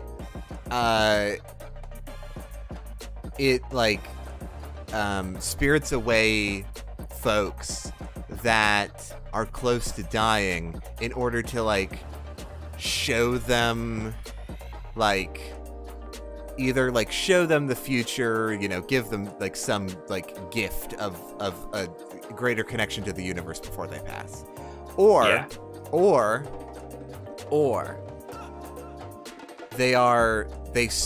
when they say spirit away, they mean it literally, in that these because, like, it says, you know, a criminal who was shown his fate by a Gothel went missing that same day and was never seen again. No body was ever found. Yeah. So what if they are literally being, like, because, like, it says starry skies thousands of light years away are visible in the space distorted by their immense psychic power. What if they are literally sequestering people away in the like distance of time between, you know what I'm talking about? Of, like, Yeah. they are literally sequestering people into a place that is outside of time. To save them? To save them.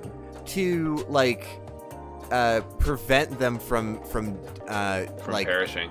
from dying of, like, whatever. Like, I'm assuming mostly people who are gonna die of natural causes. Yeah. Like, and Goth's Peter they Pan. can't be super powerful, right? Like, Dr. Sweet's saying Goth Peter Pan, and I don't want to breeze past that. Yeah, no. I think that is, yes, absolutely, that's what it is. But I don't think it's, like, as powerful as the Peter Pan magic. It's not indefinite. Like, it just gives them more time. Yeah, it's not like a place frozen in time. It's a place that is slowed in time. Correct. Yeah. And also to Dr. Sweet's, like Absol, like, bad stuff happens because they are around for it, and then they get blamed for it. Right. But it's not their doing. Right. Yeah, they're not witches. They're babies. Where does Gothitelle go? Well, Very cool, very horseshit. Very cool, very horseshit. I say like a little bit nice Arceus. Yeah. Like here, or like here? Yeah. Like here? Nah, not that cool. Yeah. Yeah. There? Yeah. We think like there? We think of like there? Honestly, I would say a little more to the left too. I think it's got. Yeah. Got a little bit more canon. Yeah. You're just really excited that you said the word children and then the word children showed up in the decks, huh? You're right. Honestly, good. Honestly, but yeah, good. No, you're right. You're right. Yeah. Okay, y'all. Y'all in chat. I'm begging you. We need some Pokemon that you think Are stupid. have a horseshit theory and that is also not cool. We only have Ekans, really. We've only got Ekans. Part of the problem is that we're referencing the decks immediately, you know? Like, with Ekans, we didn't even look at the decks, because we didn't fucking need to. We need to find a Pokemon, we need to say what is true about it, and then we need to know whether or not that it's actually false. Bruxish! It's so easy for things to be canon. Bruxish. Who is that? Oh, you don't know I have Bruxish? no idea. I don't even know what the fuck that is, or what it looks like. Bruxish It's is when you good. gotta Which is perfect. brush your hair a little bit. It's perfect. It's when you gotta brush your hair a little bit, yeah. Bruxish is this motherfucker. Okay. Okay, Bruxish. Bruxish is a shitty painting that came to life. Yeah. Bruxish is you know the artist from Kirby? No. Sure. Yeah. The little painter. Yeah, this is one of her creations. Yeah. Now what the fuck? Hey! Yeah, hey, go back up! I see the mouth. I didn't not see the mouth. But I also want to like address the fact that this is a psychic type Pokemon. Oh no! It's a water psychic. When it leashes its psychic power from the protuberance on its head, the grating sound of grinding teeth echoes through the area. No. It stuns its prey with psychokinesis and then grinds them into mush with its strong teeth. Even Shelter's shell is no match for it. Okay, here's a theory. This is the worst Pokemon. Yeah. It burrows beneath the sand, radiating psychic power from the protuberance on its head, waiting for prey as it surfaces the area. Its skin is thick enough to fend off Marine's spikes with its robust teeth. Why did it talk about skin? With its robust teeth, Bruxish crunches up spikes and eats them. No, I don't like any of this. None of this is right. Why? What are you talking about? Look at it. Look at it. The two things that you see about it are the fucking protuberance on its head and its fucking mouth. Those are the two things you notice.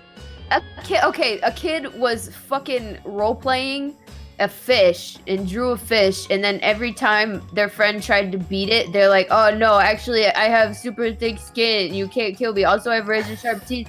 Also I'm psychic. Fuck you. Okay. So Bruxish is similar to okay. You want to know my fucking bullshit theory? Here we go. Okay. Bruxish, similar to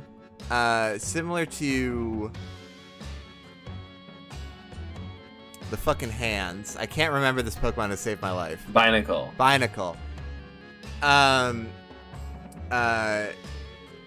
Bruxish, yeah, Rhapsody. I discovered that on the website. I saw that. Bruxish, similar to Binacle, is created from a horror story, but it's not like a intentional horror story. It was created based off of a creepypasta. It was based off of a creepypasta that is based off of a children's TV show. Yes. Okay, Yes. theory Okay. fucking done. That's true. And by true, I mean it's on the horseshit side, but I'm 100% with it for our canon. And it does not contradict with the dex entries whatsoever. So we're good. Now I just want to say that I don't want to I don't want to be lazy with these theorizings for the purposes of making an intentionally bad theory. You know what I mean? Okay. You're right. Where is Bruxish on this fucking list? It's a Gen 7. You can't Control find it 'cause it's F made up. ugly. Now, okay, let me check up top really quick, because there are some Pokemon that did not get included. They're like, with this Pokemon, this is not real.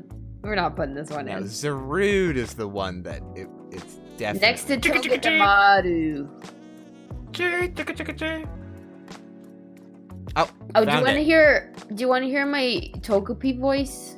Yeah, I would love to hear your Togepi voice. Okay. It's very good. It's extremely Very good. convincing. Okay.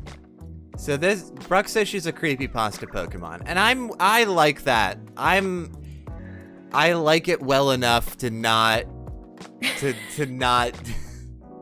We're filling up the empty space. Well, no, because can you explain where else it came from?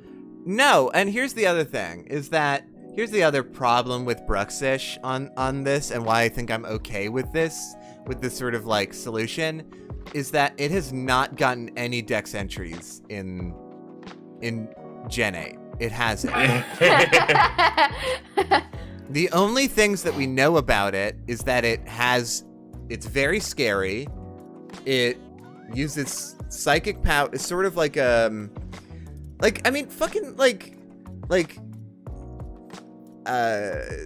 well, okay, Dr. Sweet, 60% of Pokemon got cut, and then most of them got added back. So there are dex entries for most Pokemon. It's got but mouth. But and what- protuberance. like the things that we know for sure about Bruxish are all things that exist in creepypastas. Like using psychic powers to mess with people to make them easier to kill. Skin is thick. Skin is thick. Teeth. All of the teeth stuff. Can crunch spikes. The psychic power that creates a grating sound of grinding teeth. I mean, like if in the actual reality, they're probably just like, oh, I don't know, it's just like fucking weird fish, whatever. Yeah. But every part of Bruxish is something that could belong to a creepypasta. So even though I don't want to have lazy theories, I think that it fits. I think that it works. I actually don't think it's that lazy of a theory. Like I literally don't know where else it would have come from. Yeah. I'm scared it's of not it. a bio Pokemon. I don't like No. seeing a little tiny JPEG of it. It's so scary. I don't like it. I'm gonna have a bad dream. Now, about it. I want to go ahead and say that I like Bruxish. Oh, I hate it. I like Bruxish because of how horrible it is. I like hate it its because it does its thick job skin. well. Ah! So, first off, this is obviously absolute horseshit. Is it? Mm-hmm. I don't think it's completely uncool, It's scary. but it's not that cool. It's Is it- not as cool as Ekans. Is it not as cool as a snake falling through a portal? It's Yeah. so fucking funny. It's not as cool as some rando snake falling through a portal on accident. It's so funny though. Yeah.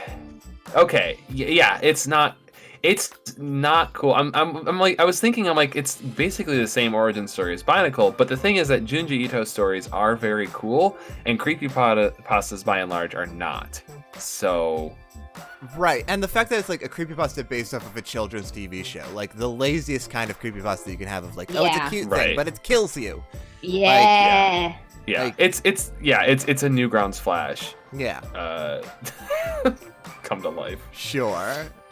All right, we've done it. We've done it, everyone. We've done it. Atkins has a friend now. We can all relax. Let's get some more really cool shit going on. Okay. In the top left. All right, y'all. I wanna in chat. I wanna hear your favorite Pokemon.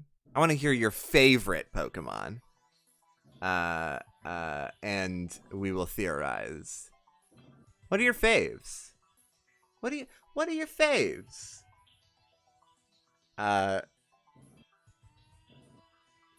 Bennett or Poliwhirl? Ooh, Bennett. Which one's Bennett? Bennett is the I feel spooky like- ghost. Isn't she on Smash? No. Bennett is like a little child's doll. So she's not the one with the guns. and Let's the do. hair? I want to do Centiscorch. Oh, The cute Centiscorch. little centipede boy. Rhapsody. Yeah, bug. Rhapsody, first off, I'm glad because we really haven't tackled any bugs so far. It's But- bug time. But second off, I'm so glad that someone has Centiscorch as their favorite Pokemon. It's a good ass little Centis- flat guy. Centiscorch fucking rules. I'm a big fan. So Centiscorch is the fully evolved one, right? Yeah. Okay. I actually don't know. I can't believe Joe, fake Pokemon fan, coming on to the stream to be wrong. Okay, Centiscorch is in fact the Sizzlipede is the. He has a mustache. He has a mustache and eyebrows, which I think are very important. Yeah. Also, are very important is that the X marking is mimicked on his butt, which is fun. Yeah. So I think we gotta start. Theory crafting before we look at the dex entries. At least Really? get a start here. If Okay. we're I think Okay. so. All right, sure. Just to get a start to see, and then we can try to like It meld the two shoots together. fire from both its ass and its mouth. Do the X marks a spot thing have anything to do with Yes. this was the pirate bug? Oh. Oh, Arg. interesting. Here's my theory, is that Centiscorch has been responsible for so many houses burning down. Mm-hmm. Because they're so flat, they can just walk into a house. They're so flat, and they walk into a house, and then people are like freaked out, and they're like, "Oh no, a centipede is in my house. That sucks." And the Centiskorch like feels threatened and lights a fire, and then it ends up burning the house down. Mm-hmm. Centiskorch work in food trucks, and they just wrap their bodies around corn dogs and heat them up. I'm sorry, do you want a corn dog that was previously wrapped around a bug? Yes. If it was made of fire, yeah. God. Hi, Scoob. Hi. Hello, hello. Okay. First off, what a good image. Oh, yeah. We didn't Yeah. look at More than 4 legs. Yeah, we didn't look at them for the previous couple, but It's a pentapus. yeah, this is very good. I also just for fun, you can see the previous versions of this. Ooh, hexapus. So this one is just, that's a pretty basic version of this. Septipus. That's a hand. Now but this is my favorite. That one's spooky, but I love it. Yeah. It's dancing. Yeah, it's dancing. It's dancing. It's running. From what? No, at what? Okay, once again, 1500 degrees Fahrenheit is nothing. I'm gonna anytime the Pokedex brings up a number, I ignore it. When Enough to make a hot dog. Real hot. Real hot, just real hot. When it heats up, its body temperature reaches really hot. It lashes its body like a whip and launches itself at enemies. Okay. While its burning body is already dangerous on its own, its excessively hostile Pokemon also has large and very sharp fangs. Does It has it? fangs Where? Yeah. in the mouth. Oh, I guess Inside. the things going around its eyes. Oh, yeah. Oh, yeah. Yeah. We can also look at the Gigantamax entries, but I don't think that it matters. No, it's Big. 1800. Yeah, for the Gigantamax. because Gigantamax entries are just like, the Pokemon doesn't like this. I love him. I love him with a mustache. Sizzlipede is a perfect Pokemon. Yeah. I love it so much. Sizzlipede- It doesn't have a head. It doesn't. Sizzlipede is perfect. Yeah, absolutely. Oh my god. It stores flammable gas in its body and uses it to generate heat. Farts. The yellow sections on its body get particularly hot. It wraps prey around with its heated body, cooking them in its coils. Once they're well done, it will voraciously nibble them down to the last I'm right. morsel. Yeah, you're absolutely right about the corn dog theory. Corn- I'm so upset that I had to say corn dog theory. But yeah, I hate here we corn are. dog theory. Okay. So It's so slow in the Pokemon camp, apparently. okay. Oh. So what are this Pokemon's prey? Corn dogs. Kakunas. Okay, how big is this thing? Well, Centiskorch is almost 10 feet tall. Oh, okay. Well, that's a little It's an bigger ancient than... dragon. Sizzlipede is 2 feet tall. All right. Still pretty big. Or, Pretty fucking big. Okay, actually, sorry, to be fair, that's probably 2 feet long. Yeah. That's still pretty Yeah. big. Still pretty bad. Yeah, and then Centiskorch would be 10 feet long. Not tall. Still big. Still big. According to science, 1500 Fahrenheit can melt gold. Alright. I don't think it's that. Because, like, I have another theory. I would love to hear it. It's a taxi driver for other fire Pokemon. They just ride on his back. Oh, yeah. Okay. So a Centiskorch will... What other fire Pokemon are in Galar? Let's look this up.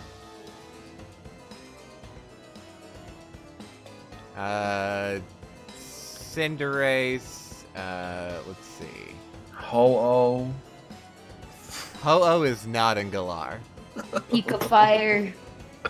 I just imagined a bunch of little Charmanders on its back. So it's Carcoal. So it's Carcoal, and Scorbunny are really the ones. Okay. So okay. So starter Pokemon and Rock. Okay. So here's my theory. I building off of Amy's theory. It's not that fire Pokemon are regularly using. It's not like Centiskorch wants to be a taxi, but that in the wild, Scorbunny are pranksters and try and use Centiskorch as a skateboard. Oh my gosh! Yes. Yeah, yes. okay. Yes. Yes. Yeah, yes. yeah, Damn yeah. it! Wait, another Scorbunnies super will, cool like- theory again. Will like dare each other to like how long can you ride on a Centiskorch before it knocks you off? Right. Yeah. Scorbunny do Centiskorch bucking. Oh Yeah. damn it! I need to draw a fucking Scorbunny with sunglasses and a backwards hat, riding a fucking Cheeto scorpion as a fucking skateboard. Yeah. There's a children's movie about a Centiskorch and a Scorbunny that became friends, and they It's like they Fox and the shred. Hound. It's like Fox and the Yeah. Hound, and much like Fox and the Hound, sort of like, You cry in it. yeah, it's a very sad movie. Yeah. The Centiskorch is like, no, get out of here.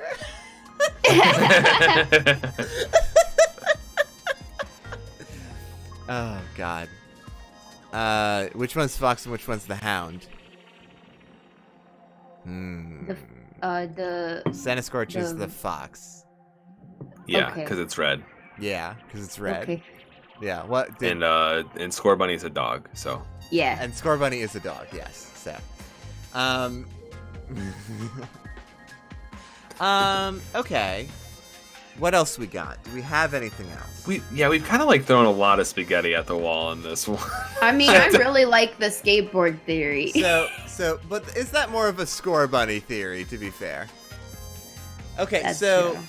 So, Centiskorch, and especially Sizzlipede, I think that I'm not wrong in that they have caused house fires by sneaking into places, because I think that they are. I think Sizzlipede especially will eat anything, pretty much. I think that not so much Centiskorch, but Sizzlipede is more passive, and if it does like just wander into a house, like people have learned that they need to stay calm and chill if a Sizzlipede comes in. Feed it, let it be on its way. But then it Centiskorch- comes back because you feed it. Right. I also want to say I think that generally, in the wild, evolution is pretty rare. I feel that like most Pokemon in the wild do not evolve, and not only like that, like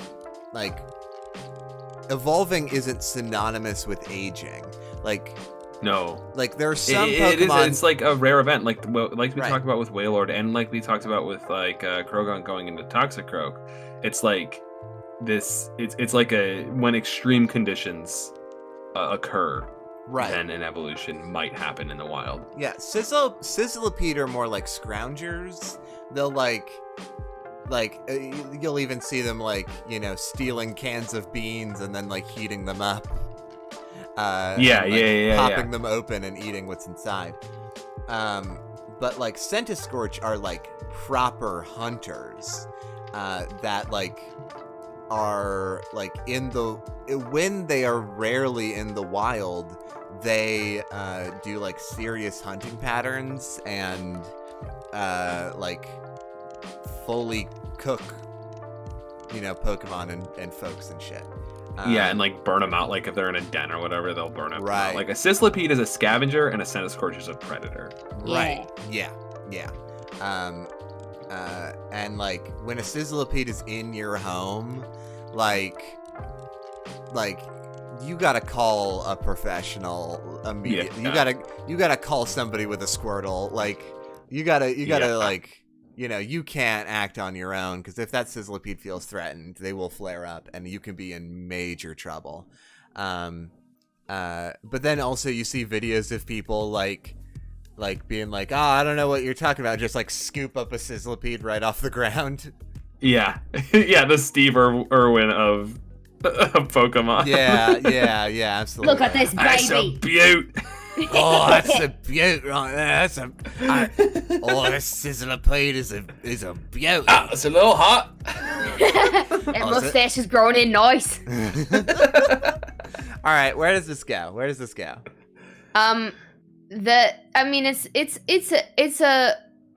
not that cool. It's not that cool. It's not It's not that that cool. It's not that cool, and it's not that horseshit. It's not that cool, not that horseshit. I feel like kind of goes in a similar place to Unknown. I'd say lower than Unknown. It's not as cool as Unknown. Not as cool as Unknown. Yeah. Confirmed. So like here? Yeah. Yeah. I'm thinking like here. Yeah, that looks good to me. What if Sizzlipede follows more active predators around and cooks their food for them in exchange for some? Okay. Friend. Do I believe that Centiskorch has the capacity of love? I don't think Yes! Centiskorch. I don't think so. I don't think Centiskorch is working with other Pokemon the same way that. But in the Flygon. movie, he becomes best friends with the bunny rabbit. Right, which is exactly in in the children's in the movie, in the children's same movie, way yeah. that we're not talking about like foxes and hounds in real life are not gonna get along. In a very zoo, much. they might. Okay, a zoo is not the wild. I'm just saying they are capable of love if input in the right circumstances. That's now, fair. Dr. Sweets is making a good point. They weren't talking about Centiskorch. They were talking about Sizzlipede. Yeah. 100%. So now, Even more Still- capable of love. still, I don't think that they work with other predators. I think that they work with each other. Yeah, I also don't think that most wild Pokemon are very interested in having their food cooked. Also, Well, you say that, but every Pokemon loves curry. So, That's true. so I don't That's know, true. Yeah, I take it back. I Yeah. take it back. Also, two Sizzlepedes hugging looks like a little roly-poly, and it's really cute. That's true. Also, Sizzlipedes can roll up, and they'll like roll down hills by rolling up into a tube. Yeah. Yeah. Yeah, and they do it for fun. Oh right, Dr. Sweets. There are bees that pile onto wasps' nests to like cook them alive. Oof. I believe that's a real life thing. Yeah. Yeah. I Okay. want to ride a Centiskorch. All right. Somebody else's favorite Pokemon. Let's go. I'm ready for it. I'm ready. I'm raring and ready to go. Let me at him. Let me at him. Charjabug.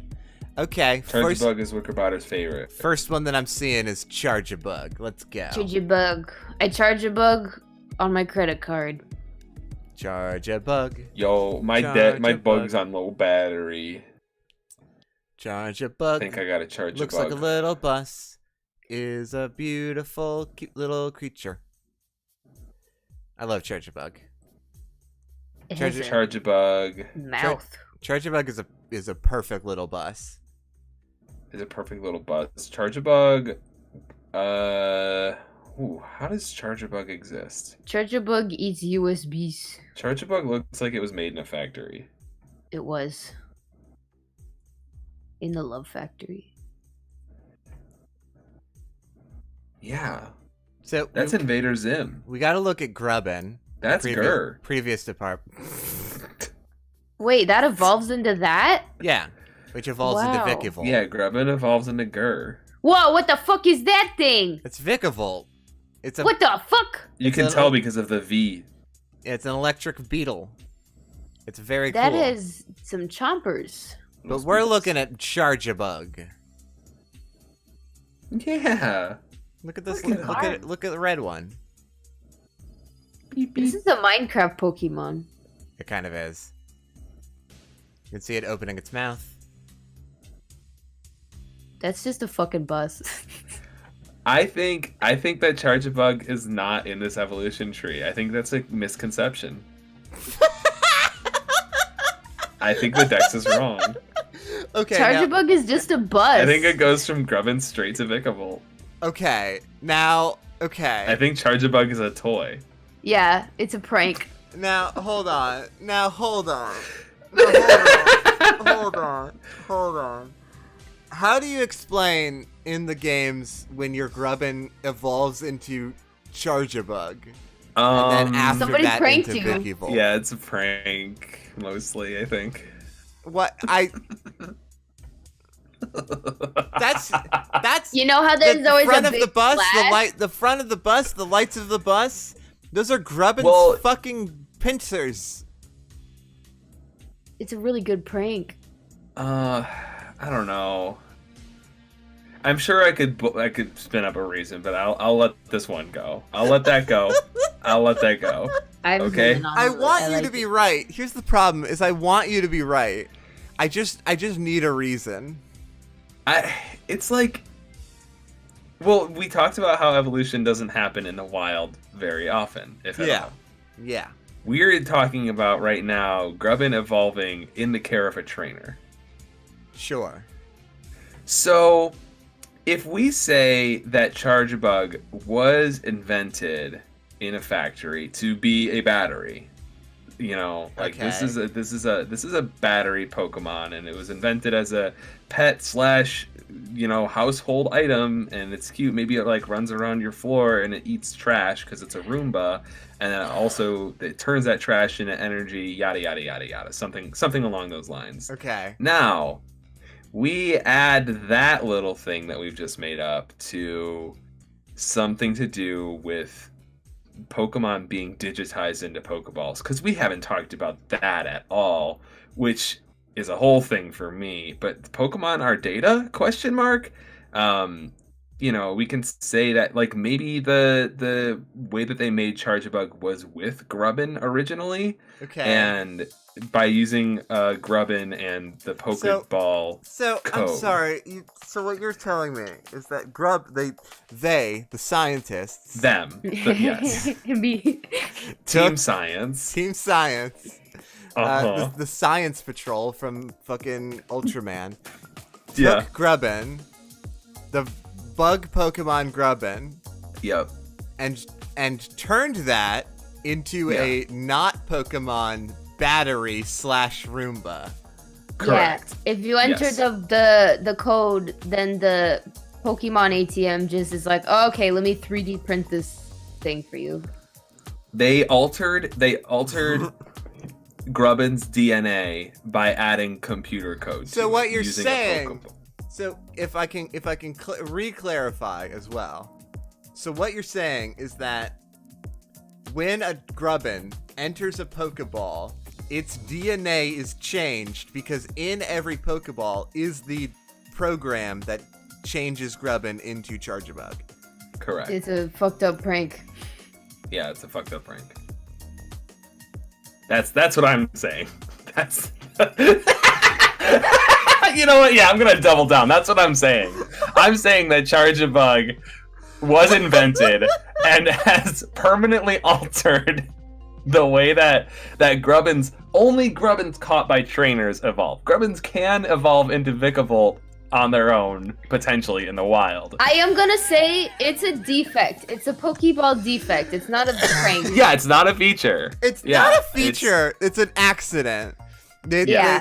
This is just what happens to Grubbins when they go into Pokeballs. Is they turn into It's a real life hack. It's a real life Legit. hack. I think it's the only thing that makes sense if you really think about it. We haven't even looked at their dex entries at all.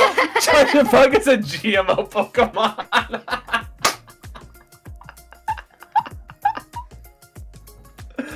Oh my God. I mean, okay, unfortunately there is some merit in the dex, and I'm so sorry. Why can't we put this in the horse shit? I was trying so hard. Its body is capable of storing electricity. On camping trips, people are grateful to have one around. Huh.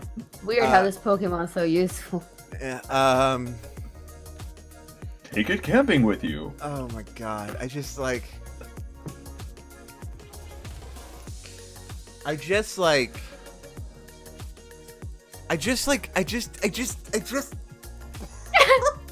Yeah, let it out.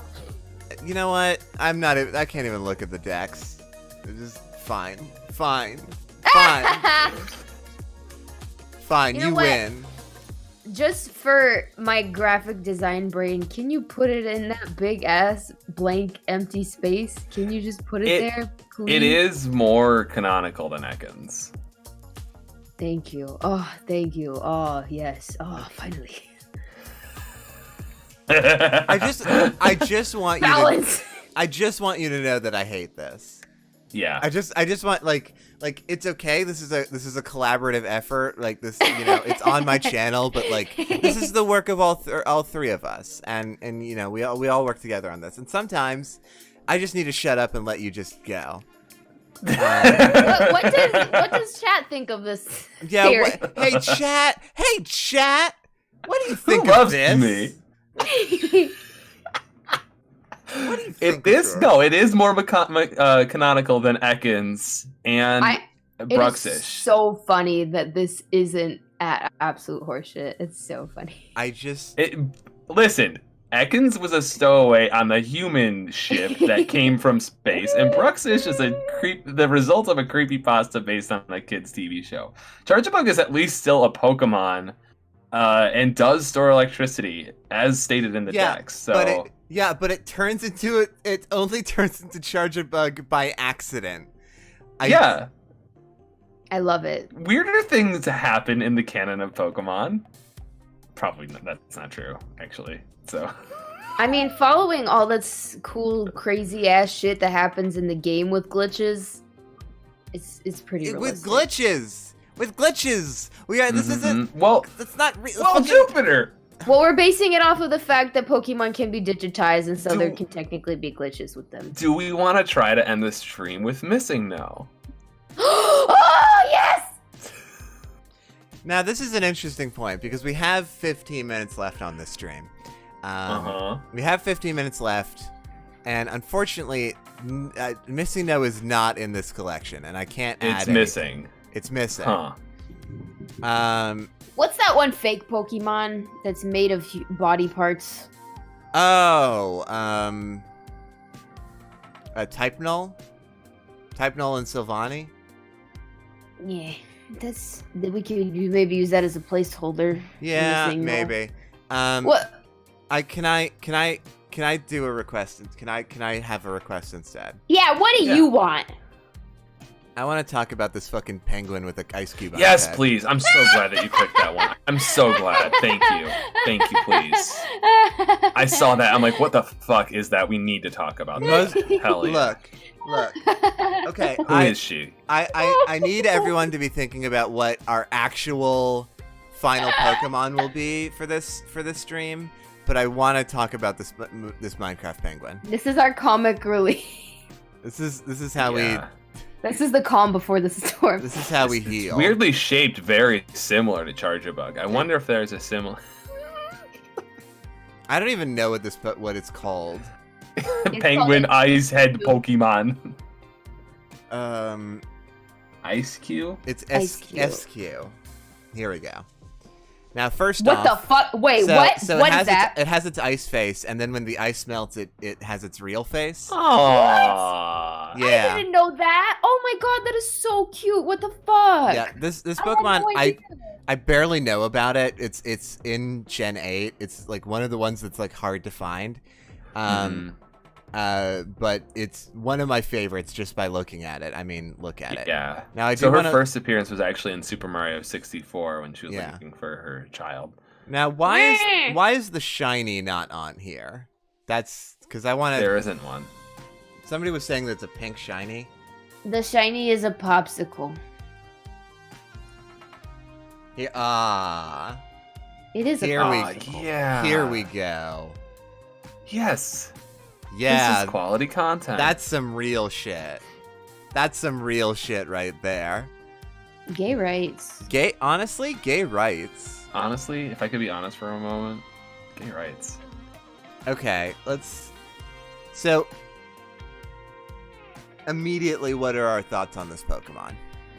Right. What's up with the antenna? Yeah. Yeah, its head looks like a TV. It does look like a TV quite a lot. It's reminded me a lot of penguin those. Is Daft Punk. Yeah, it's reminded me a lot of those TV head OCs that you see around all the time. Yeah. So this is. It's a penguin. I need to read the decks. I can't. I don't know anything about this.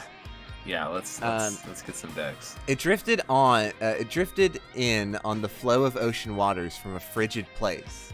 It keeps its head iced constantly to make sure it stays nice and cold. Frog Furby, we gotta figure out why it's perfectly square shaped. We just gotta. And like the face coming out of the front, we gotta find this out. This Pokemon keeps its heat-sensitive head cool with ice. It fishes for food, dangling its single hair into the sea to lure prey. So it's hair. Okay. It's also a lure. It's like an anglerfish. Yeah, this ice. That's the ice face entries. These are the noise face entries. I'm sorry. Noise? No ice? No ice. Noise? Noise. Noise. Noise. Okay. The ice covering of this Pokemon's face has shattered, revealing a slightly worried expression that many people are enamored with. The hair on its head connects to the surface of its brain. When this Pokemon has something on its mind, that hair chills the air around it. Huh. I think Wickerbotter's spot on. Stuck his face in a fringe. Yeah.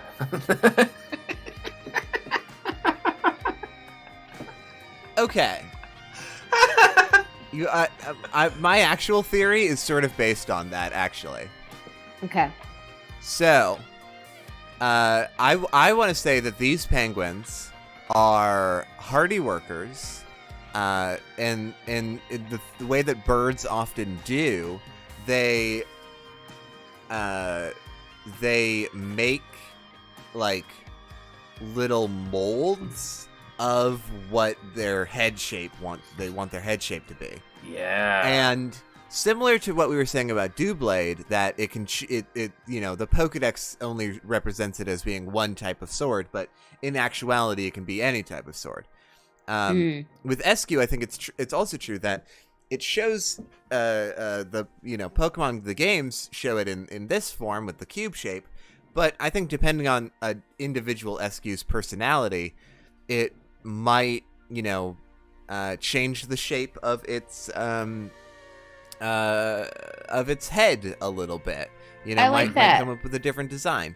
But like this one has in packed ice has made this mold of what its head shape wants to be, a big square, and it leads some water into it and sticks its face into it and then waits for it to freeze.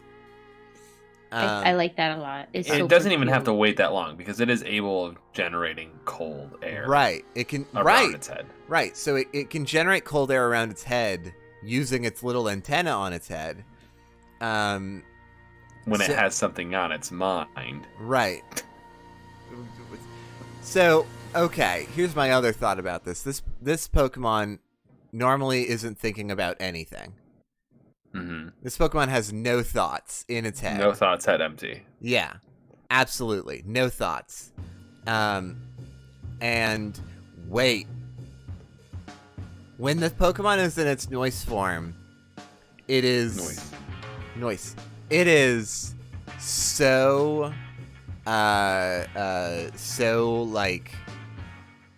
it gets so much anxiety. You can see it on its face. Yeah. This Pokemon feels things so powerfully and is sort of an almost like an empath in that it can feel the vibrations of the world all around it. Honestly, this Pokemon is sort of like me. in it's very noise and touch sensitive. Okay, yeah. Oh. And the ice form is a way for it to like freeze Muffle. and calm down its brain and muffle outside noises and shit. Yeah. So, like, the antenna on its head makes it extremely vulnerable, or extremely resonant to a lot of like stimuli in the world, and the ice head sort of prevents that. Yeah. Sorry for laughing. I just read chat. Should we put Jupiter's head in a block of ice? She does like being cold.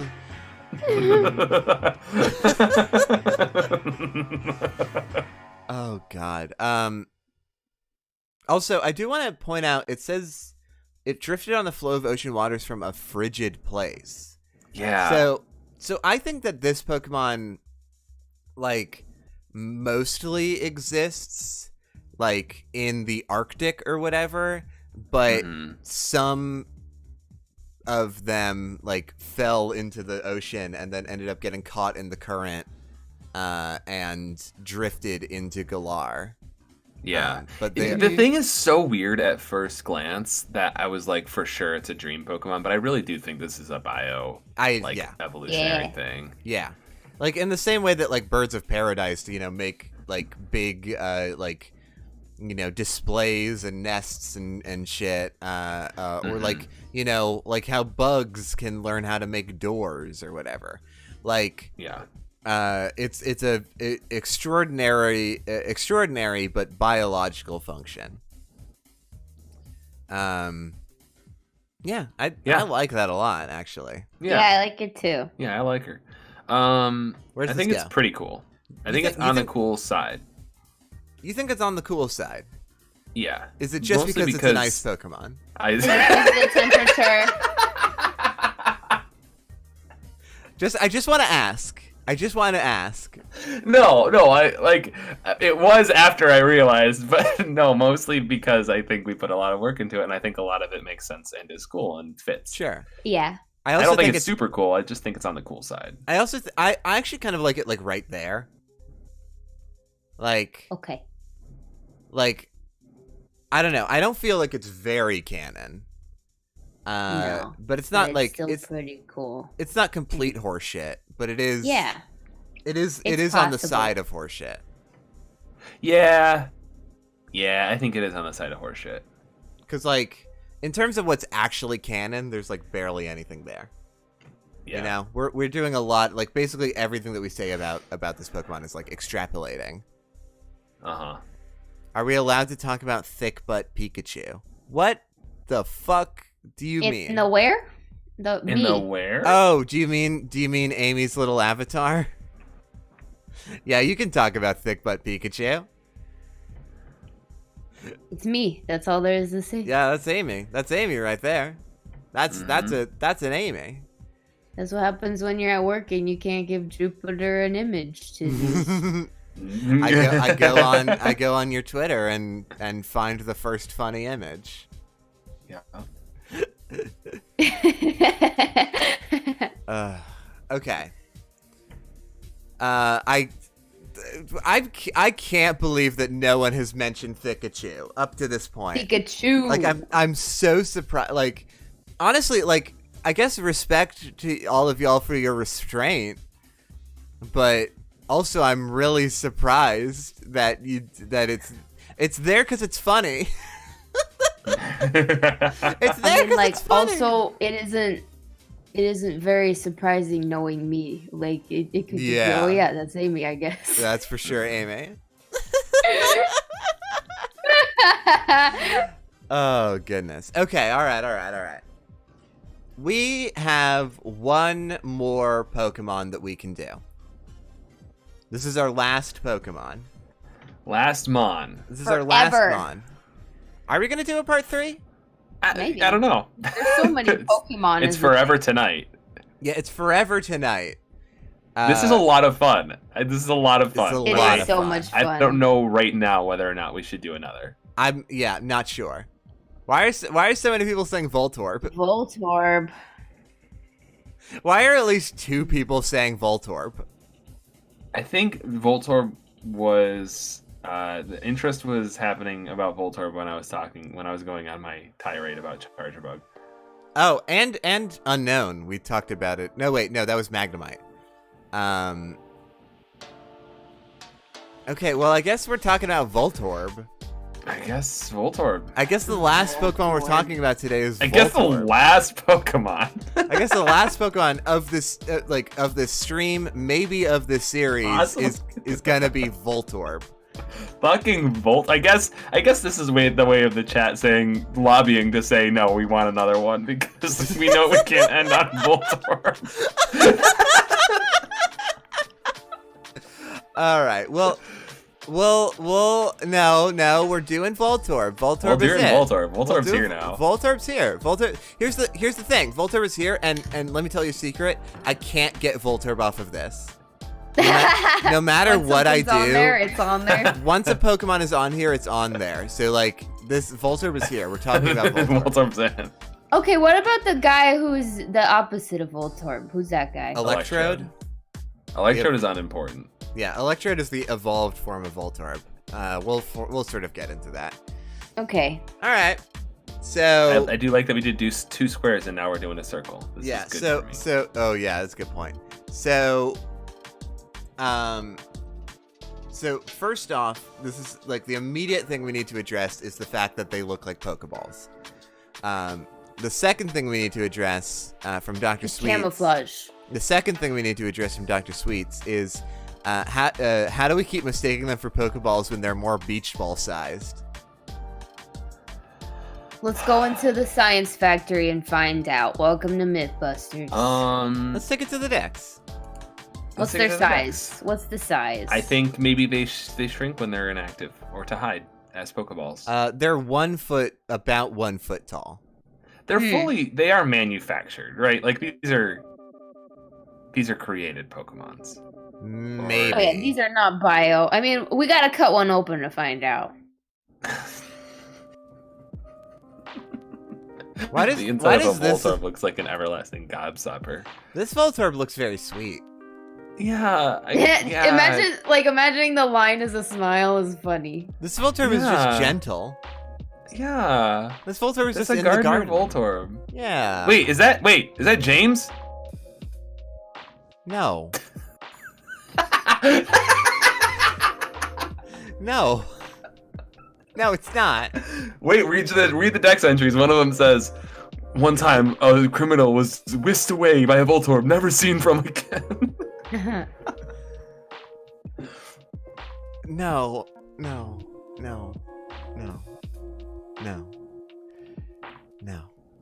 Joe, no. I think it's James. If Voltorb's descended from James, then why are there still James? James is eternal. Okay, all right. Usually found in power plants, easily mistaken for a Pokeball, they have zapped many people. It's said to camouflage itself as a Pokeball. It will self-destruct with very little stimulus. And also, a thing to point out about Voltorb, and we see it a lot, is that when they explode, they don't die. They just are letting out a bunch of energy. Yeah, it looks like they shitted and farted. Yeah, it's shitting and farting. Oh no! Did they stink? No. Are you worried about if the explosions stink? Yeah, I'm worried about if self-destruct is akin to the scene from Mouse Hunt when the vacuum cleaner full of shit explodes. I'm worried about that. Oh, honey, I'm home from the power plant, and don't get near me. I'm stinky today. I got that Voltorb stink. The Voltorbs again. I got that Voltorb stink just all over me. All over me. It rolls to move. If the ground is uneven, a sudden jolt from hitting a bump can cause it to explode. Okay. It was discovered when Pokeballs were introduced. It is said that there is some connection. This seems easy. Oh. This seems easy Yeah. to me. That when Pokeballs were created, there's such like a new universal, like mass-produced thing. They're everywhere. You know, you're fucking dropping them on the ground. Here's a theory. And so, can I finish mine, please? Yeah. Sorry. Thank you. Just that Voltorbs created themselves off of dream energy after seeing, Pokeballs, and that there's like you can like.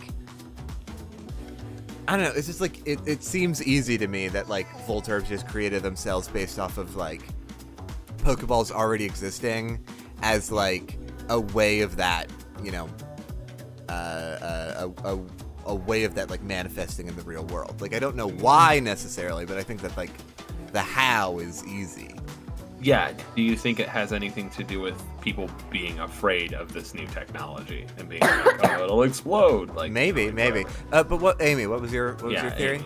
Okay, well, what you said sparked up another theory, but my first one is like in the world, assuming that what you said about like dream theory and Voltorbs are true, that that they were based off of Pokeballs. Assuming that's true, then in the world, I think that Voltorbs are the significant first sort of experimental Pokemon that humans are just only beginning to study to try and like trace that together. Because of how eerily similar they are, like I feel like that's the first step of studying Voltorbs, is to link them somehow to that. Now I have I have a side theory sort of with this. So we haven't really touched on the fact that like there is a fourth source of Pokemon. It's not common, but it is true. Humans that's true. Manufactured Pokemon before. Yeah, that's true. Yeah. At the very least, with like Type Null is an obvious example of a Pokemon that is literally like Frankenstein from parts. Or the fucking fossil Pokemon from Galar that are like two ancient Pokemon meshed together. Man-made interference and intention can create Pokemon. Yeah. So, what if... Charge a bug. Like Charge a Bug, sure. So, if we're going with the idea that Pokeballs sort of like... inside a Pokeball, because we see with like the Mewtwo is man-made for sure. We see from the like, descriptions of different kinds of Pokeballs, like the luxury ball is got a more luxurious space inside of it than a regular Pokeball. So like the interiors of Pokeballs are at least somewhat manufactured to be like a like manufactured environment for the Pokemon to live in while it's inside. Yes. So, people have theorized that like Voltorb is a Pokeball that like, that a Ghastly got trapped in or whatever. I don't think that's true. No. Because like then Voltorb would be a ghost Pokemon, probably. Yeah. And that makes about as much sense as that one Voltorb being James. Yeah. But I do think that that when Pokeballs were being created, that like the technology required to like house Pokemon and their energy within a tiny space, like the first initial like tests of this like new digital way of making Pokeballs sort of like failed a couple of times, and that energy got trapped and the Pokeball sealed closed, and that energy got like trapped in there, and can like, because it takes so much energy within a Pokeball to like create a little pocket dimension for Pokemon to live in, that energy is released and explodes sometimes, and it's a problem that is like sorted out by now basically. But that the initial round of Pokeballs, the like test round of Pokeballs, often turned into Voltorbs. And when all these Pokedex entries are like, Voltorb was first sighted at a company that manufactures Pokeballs. The link between that sighting and the fact that this Pokemon looks so similar to the Pokeballs remains a mystery. I don't think it's a fucking mystery. I think it's deliberate, like these Pokeball companies covering up the fact that they created bombs, like accidentally created bombs that are just released in, like living bombs that are released into the world. Yeah. They don't want that publicity. So they are like, oh, I don't know, it's a mystery. Oh, weird. But Voltorbs exist because of their failures in creating Pokeballs. Yeah. Yeah, I'm into it. I'm fully into it. And then Voltorbs are them, like, are those Pokeballs, like, fully becoming Pokemon, no longer having been Pokeballs. Like, Electrodes are the more in control version, even if they're more dangerous. And again, if we kind of go with the idea that evolution mostly happens under the care of a trainer, like, that makes sense. Like, the Voltorb is, like, leaning into being a Pokemon and not a failed experiment, and being, like, differentiating itself a little bit from being a Pokeball by flipping the colors. Also, Electrode is known to drift on winds when it is bloated to bursting with stored energy. Uh-huh. Could you imagine if you're the company who created Voltorbs on accident, and then you're like, oh, they've evolved, and now they are bombs that fly in the air. Yeah. They don't want that. They could explode at any we can't tell anybody about this. We can't tell anybody about this at all. Yeah. Yes. I also think that in Kanto or whatever, that the company that created the Voltorbs, like, dumped them at the abandoned power station. Yeah. Yeah. Also, I love imagining, like, comparing this to real life. Just, you walk out in the street one day and you see an iPhone, like, just move on its own with a face and explode. Yeah. Oof. Also, do we want to try to address the question of why people are confusing them for Pokeballs even though they're a foot tall? First off, the Pokedex does call the Electrode problematic. Okay. Worth pointing. Chat pointed it out. Worth pointing out. Why do people mistake them for Pokeballs even though they're a foot tall? I kind of like your theory that they grow and shrink depending on how much electricity they have in them. Mm-hmm. Okay, yeah. So when they're the, like, sort of advantage is that when they're small, they don't have a whole lot of energy, but they're still prone to exploding. So people encountering, like, Voltorbs that are small and mistaking them for Pokemon, they'll get injured, but they're probably not going to die. But then when Voltorb, like, gets a little bit more energy and grows a little bit bigger, it, like, is more dangerous and can kill you, but it's less obviously, or more obviously a Voltorb.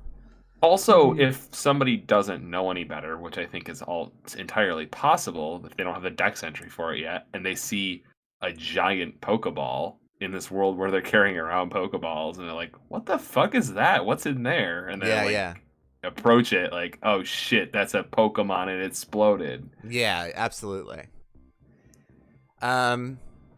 Especially since it's a fairly recent thing. Like, this is a failed experiment from probably less than a century ago. Right. Oh, Good Cow says, don't Pokeballs also grow and shrink? So that bam. is true. Yeah. That is true. Yeah, Pokeballs that is also grow and true. shrink. Yeah, absolutely. In Pokemon Go, every individual Pokemon has its own size, and some can be classified as small or extra small. So we want to use that. Maybe some are tiny than an actual Pokeball size. Yeah. Interesting. Yeah, I vibe. It sounds like Wickerbutter has a realization. What? I said, where does she go? Who? We put her in that empty space. Oh, you mean Voltorb on this chart? Where does Voltorb go on this chart? Yeah. In the empty space in the upper left. Wickerbutter having a fun realization. Does this mean that in the new Arceus game, Legends Arceus, that Voltorbs wouldn't be found? Yeah. Right? Yeah. Yeah, I mean, according to what we're saying here. But I like, think and that's even a little that's even like fairly canon that, like, Voltorbs are a new Pokemon. So Oh my god, that's something so cool. That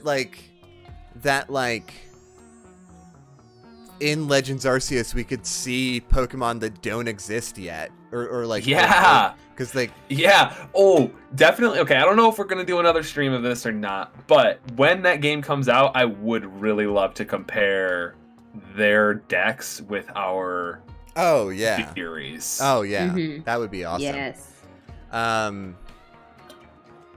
Well, Dr. Sweet, so this is interesting. So there are primitive Pokeballs in Legends. We see them. And also in like Pokemon Gen 2, right? There's the dude who can make Pokemons out of acorns.